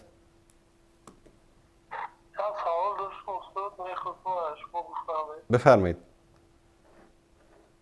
هم جدول اولوی شد خونه من خطی کتاکم خونه والدایش عروس اومدن خونه رو دو خطی برادر جنجال شده. من گفتم که هر مشکل همسر من بود، خونه ولدان بود و مولد هم خیلی غزلی شدن. گفتم اگر در کار شود بود سه طلاق شده. انجا طلاق میکنم همسر من. اگر گفته باشید که اگر نیاز بود سه طلاقش میکنم، نه طلاق نمیشه. اما اگر گفته باشید که سه طلاق باشه، در اون صورت طلاق میشه، بنابر روایت یک طلاق، بنابر روایت سه طلاق.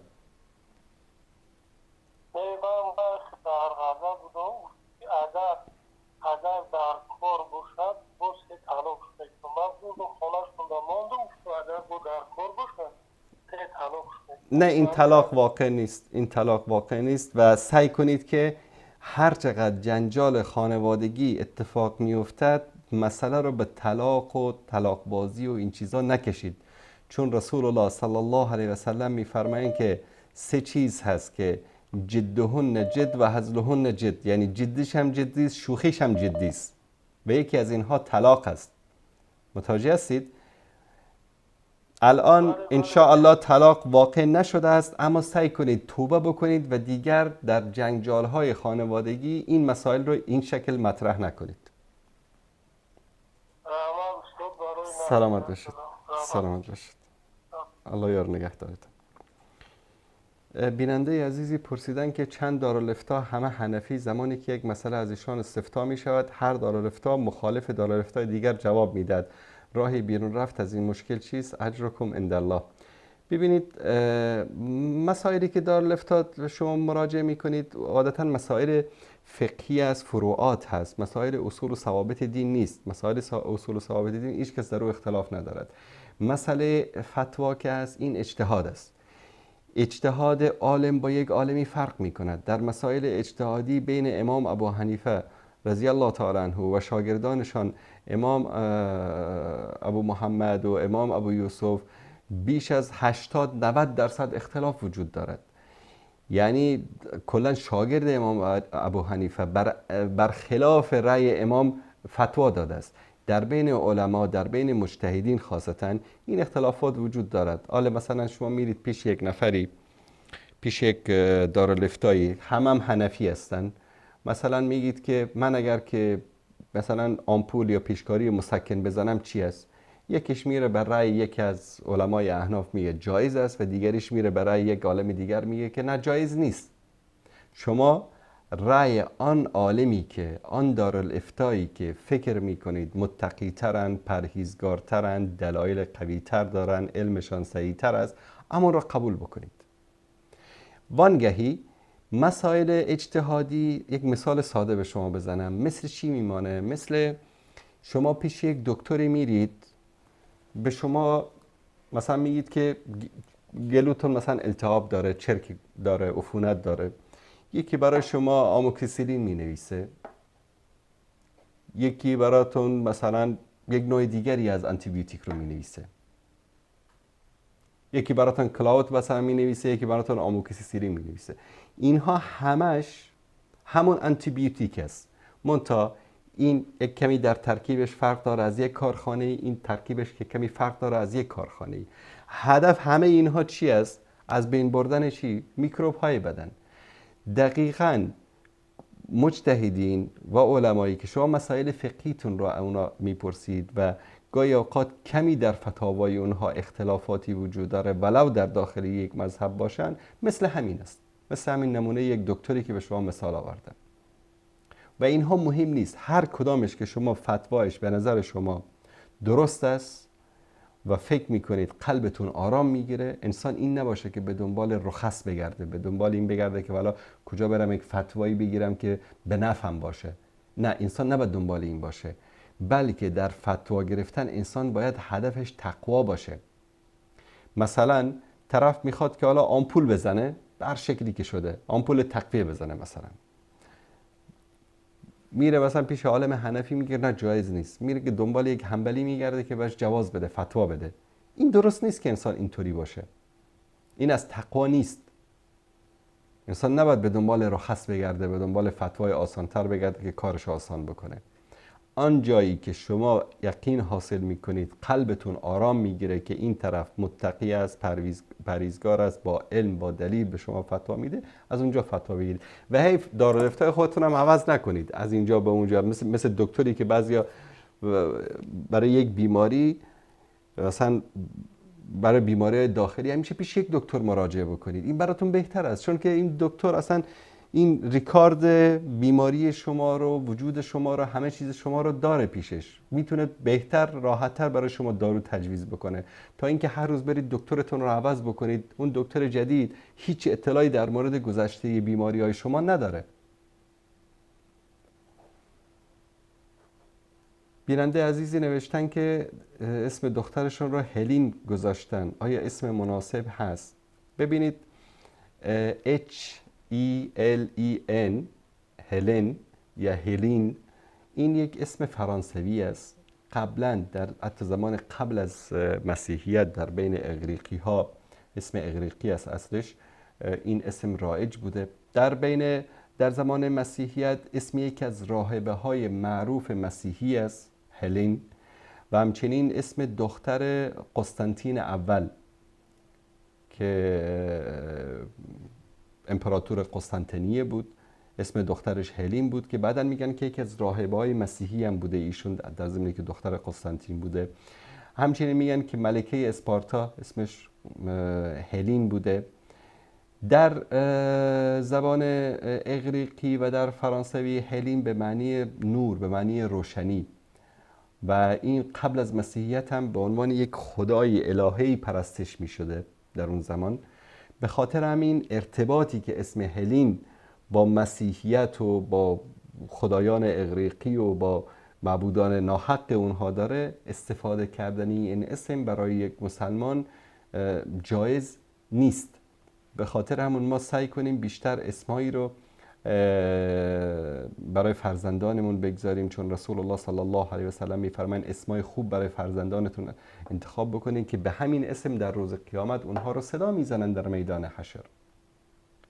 و این همه اسم خوب ما در بین خودمون داریم، اسمای خیلی زیباست. حالا حتما شرط نیست بعضیا الا بالله که مثلا عایشه و فاطمه و حفصه و اینها بگذاری، نه، خیلی اسمای خوب دیگه هم هست. مروه هست، نوره هست، صفا هست، جوهره هست. خیلی اسمای خوبی در فارسی، در عربی ما داریم که میتوانیم برای دخترانمون، برای پسرانمون استفاده بکنیم. اما چه بهتر است که اسمهایی باشه امهات المؤمنین، دختران رسول الله، زنان صحابه، زنان بزرگی که در بین صحابه بودن که یاد و خاطره اونها زنده بشه، و این اسمها به شکلی تأثیر معنوی میگذاره رو فرزندان. و این هم بگم که شنیدم، حالا تا چه اندازه درست هست یا نیست، که هلین در کردی به معنی آشیانه یا لانه هم معنی میده که کردها هم این اسم رو برای دخترانشون میگذاشتن. حالا تا چه اندازه درست هست، آیا این اسم ریشه کردی داره یا نداره، این رو من شنیدم که ریشه کردی هم داره و به معنی لانه یا آشیانه است، والله اعلم. اما اگر که به خاطر تشابه اسمی با اسمی که فعلا در غرب زیاد رایج است باشه، جایز نیست، چون یک ریشه‌ای در بین راهبه‌های مسیحی و به اصطلاح افسانه‌های اغریقی و اینها داره.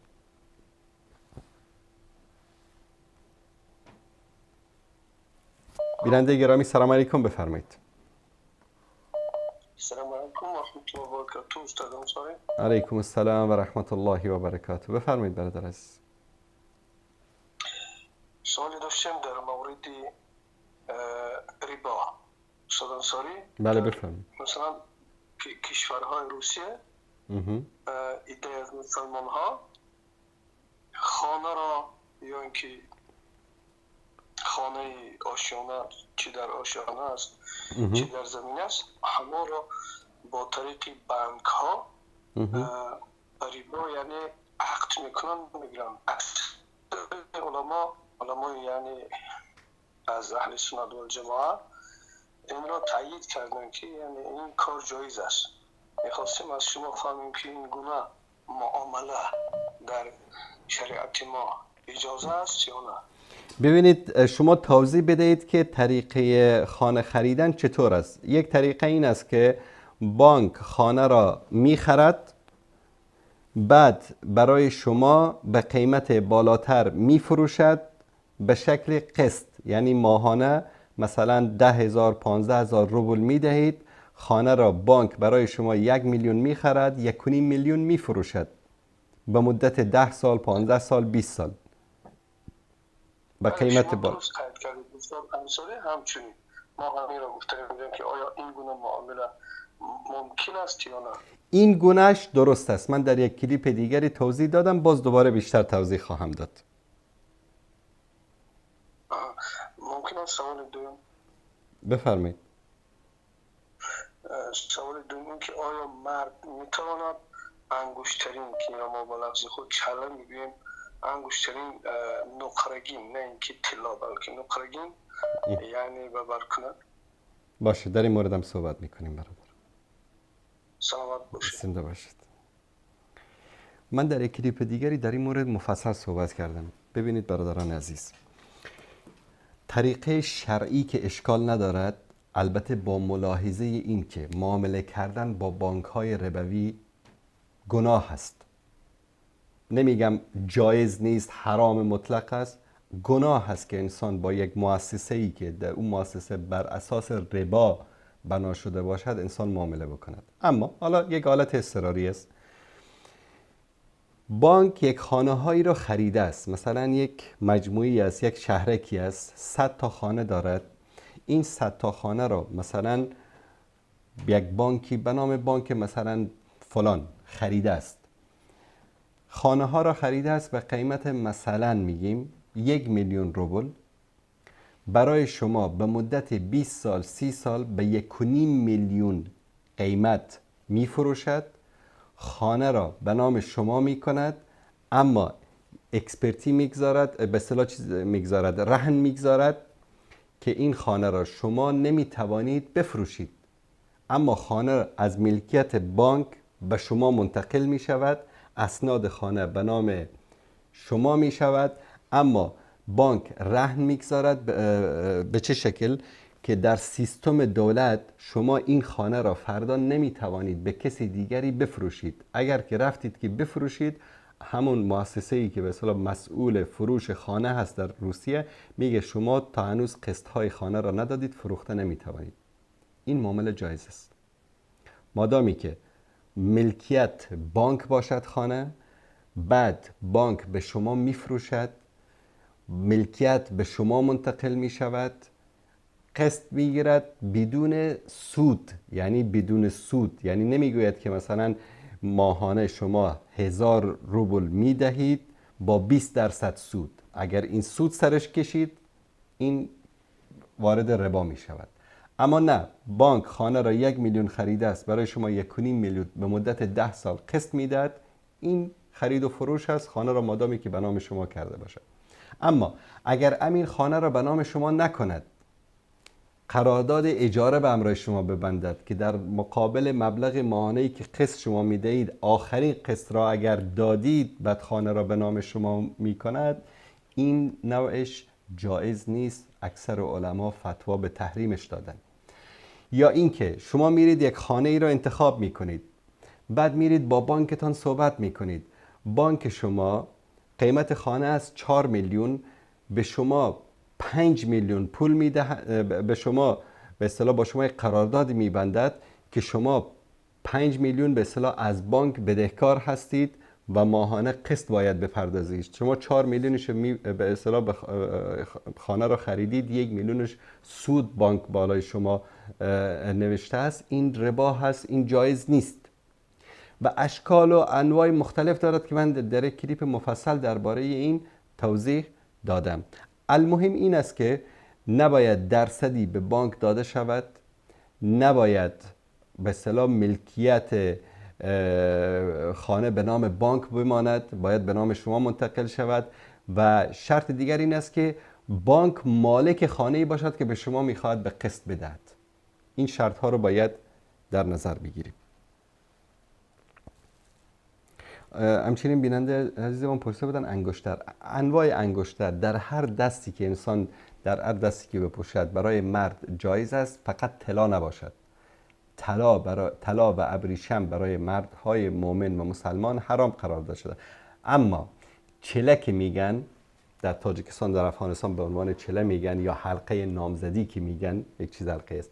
این یک تشابهی به مسیحیان است. این جای به اصطلاح ببینید، من در یک کلیپ مفصل در این مورد صحبت کردم. بعضی دوستان شما چقدر سختگیر هستید برادر عزیز، هر نوع انگشتری میخوای، عقیق میخوای، فیروزه میخوای، لاجورد میخوای، زمرد میخوای بپوش، آهن، مس، پلاتین، نقره، هر چی که میخوای بپوش.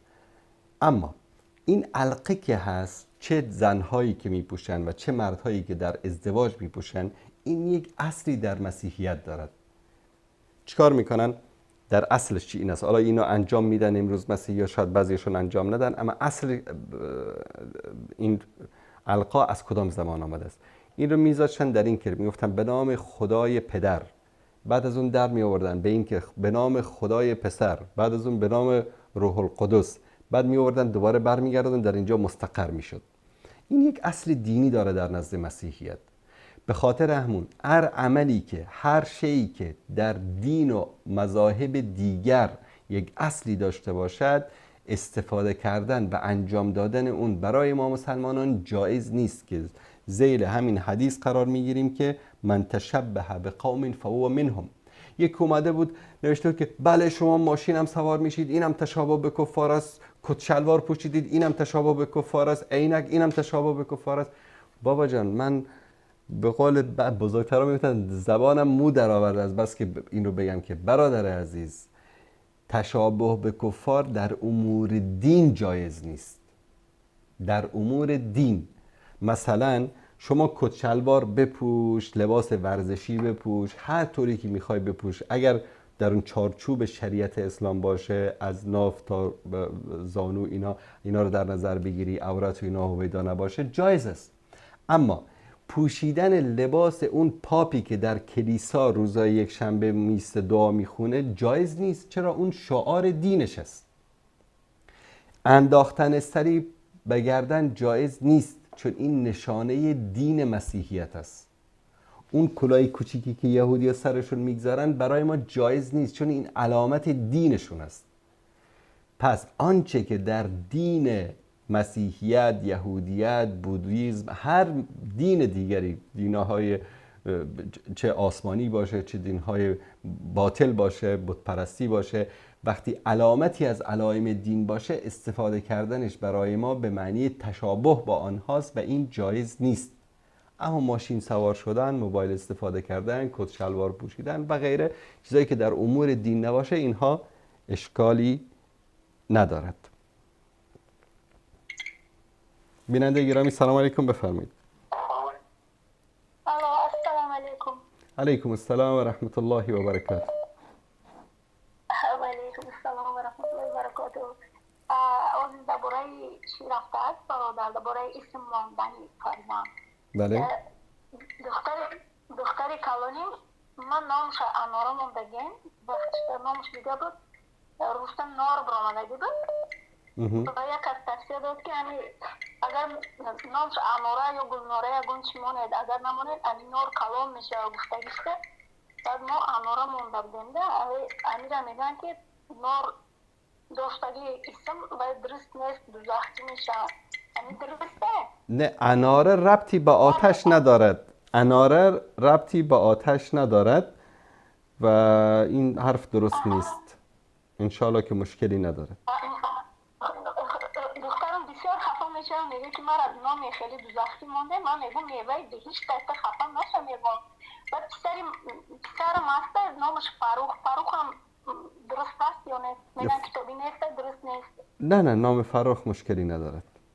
مشکلی ندارد. سلامت باشید. سلامت باشید. الله نگهدار.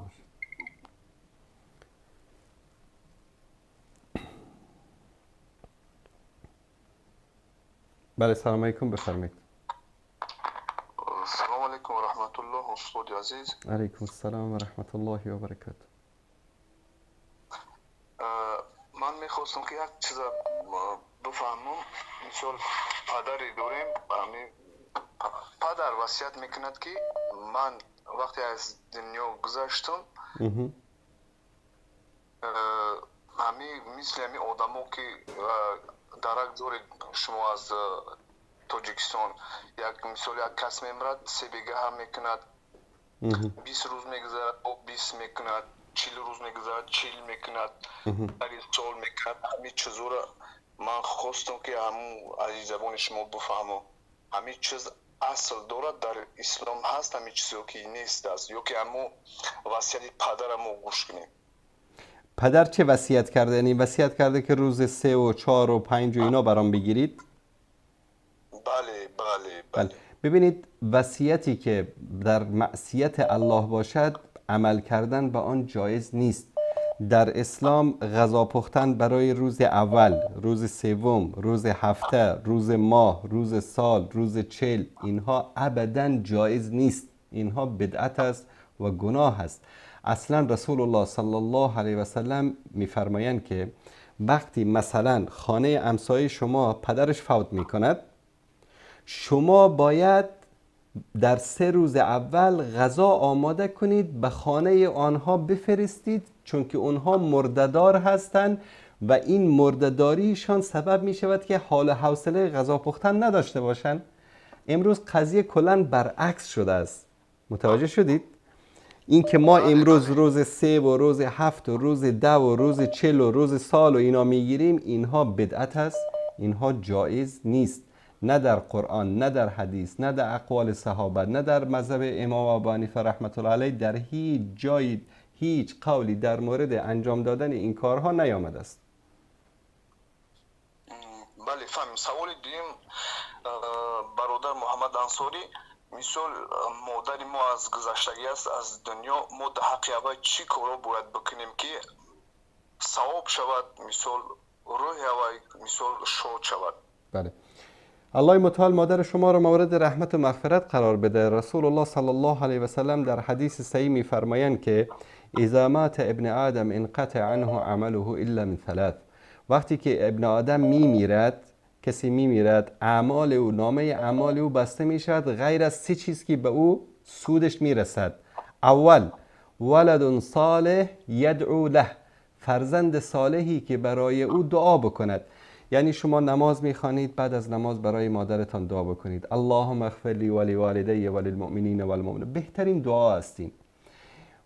قرآن میخوانید، قرآن تلاوت میکنید، بعد از اینکه تلاوتتان تمام شد دعا بکنید که الله سبحانه و تعالی پدرم را، مادرم را مورد رحمت و مغفرتش قرار بده، درجات آنها را در بهشت بالا بکند، او را با انبیا و صدیقین و شهدا محشور بکند. این دعایی است که شما میتوانید بکنید و این اجر و پاداش میرسد. هر عمل خیری که شما در دنیا انجام بدهید و به خاطر تربیه پدر و مادرتان باشد، اجر و پاداش او برای پدر و مادرتان میرسد. مثلا پدرتان زحمت کشیده شما را در یک مدرسه گذاشته یا سبب شده که شما قرآن کریم را یاد بگیرید، امروز تلاوت قرآن انجام میدهید، 1 کاپی از ثواب به پدرتان هم میرسد.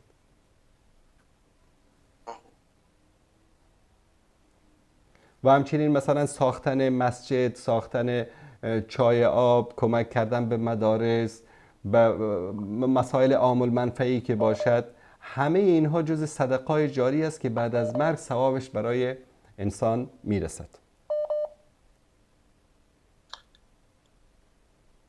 جواب سوالا گرفتم. زنده و سربلند باشید استاد عزیز. سلامت باشید. الله یار نگهدارتان. دوستان عزیز، گرچه تماس ها زیاد است، اما عزیزان اشاره میکنن که وقت برنامه به پایان رسیده، بلکه حدود 20 دقیقه هم از وقت برنامه گذشته است. انشالله باز هم سعی میکنیم در برنامه‌های بعدی در خدمت شما عزیزان و بزرگواران باشیم. عزیزانی که پیام فرستادند، سوال کردن از طریق تلفن، منتظر پاسخ سوالاتتون باشید. الله متعال شاهد است که دوست داریم به تک تک شما عزیزان سر وقت جواب بدهیم، اما تراکم پیام ها و سوالات شما به اندازه است که نمیرسیم در اسرع وقت در مدت 24 ساعت و 1 روز و 2 روز و 1 هفته به شما پاسخ بدیم. اما یقین داشته باشید که حتما پاسختون رو دریافت خواهید کرد، یا به شکل ویدیویی یا صوتی یا کتبی حتما جواب خواهیم داد. تا فرصت دیگر و برنامه دیگر همه شما عزیزان رو به الله متعال میسپارم. دوست عزیزمون کارگردان گرامی اشاره میکنن که در لحظات پایانی برنامه تشکر بکنم از تک تک شما عزیزانی که مشترک شدید در کانال ندای حق، سابسکرایب کردید کانال ما رو. الحمدلله کانال ندای حق اولین کانال فارسی اهل سنت است که تعداد مشترکینش بیش از 100,000 است و این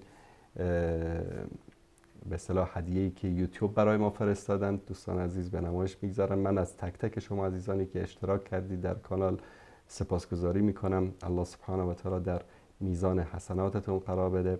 ویدیوهای ما رو، برنامه زنده ما رو، کلیپ های مفیدی که در این کانال میبینید اینا رو به اشتراک بگذارید، نشر بکنید در بین دوستانتون. این یک صدقه جاری است، یک عمل صالحی است که شما هم در اون شریک میشید. رسول الله صلی الله علیه و آله و سلم میفرمایند من دل علی خیر کفاعله، کسی که راهنمایی میکنه دیگران را به یک کار خیری مثل کسی است که اون کار خیر رو انجام داده باشه. مثال ساده به شما بزنم، شاید من 1 ساعت اینجا بیام در مقابل دوربین وقت بگذارم اینجا صحبت بکنم، یک برادری میاد لینک این برنامه رو میبره مثلا برای 10 نفر از دوستانش میفرسته. دقیقاً همون اجر و پاداشی رو که من میگیرم همون اجر و پاداش رو یک کاپی این برادر میگیره. اینقدر آسان. من گاهی اوقات به دوستانم میگفتم که بعضی از انسان‌ها مفت ثواب‌ها رو جمع میکنن، مفت صاحب ثواب میشن. یعنی مثلا یک عالم دینی میاد یک جایی مثلا 1 ساعت صحبت میکنه، چقدر آمادگی میگیره، زحمت میکشه. یکی دیگه اومده همین فضا رو مهیا کرده، همین فضا رو مهیا کرده که این طرف همین صحبت رو بکنه. یک کاپی همین اجر و پاداش این برنامه میره در حساب اون طرفی که اصلا خوابیده، شاید هم خواب باشه تو خونه. اما چی است؟ الله سبحانه و تعالی وقتی بخواد کسی رو اجر و پاداش براش بنویسه، به کسی رحم بکنه.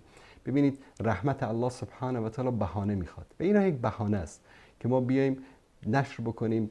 نمیگم تنها این کانال، هر کانال اسلامی که برنامه‌های مفید و دعوتی و اصلاحی داشته باشه شما میتوانید این کانال ها رو، کلیپ هاشو در بین مردم پخش بکنید، نشر بکنید. این خودش یک دعوت است. ادعو الى سبیل ربک بالحکمه والموعظه الحسنه، این خطاب به همه مسلمان است. کنتم خیر امه اخرجت للناس تأمرون بالمعروف و تنهون عن المنکر، این خطاب به همه امت است. شما بهترین امت هستین فقط به خاطر اینکه امر معروف و نهی از منکر میکنید.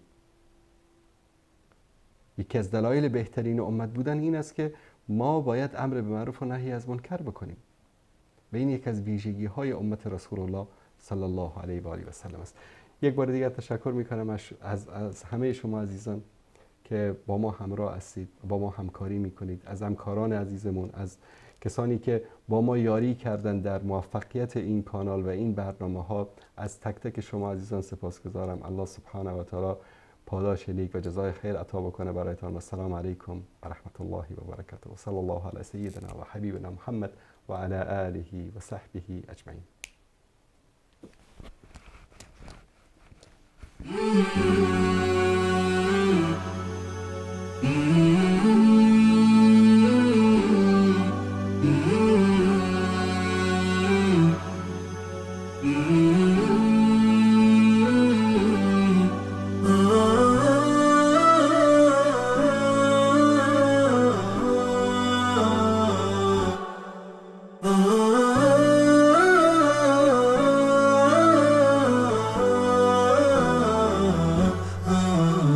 نداء الحق صوت قد شجاني وبل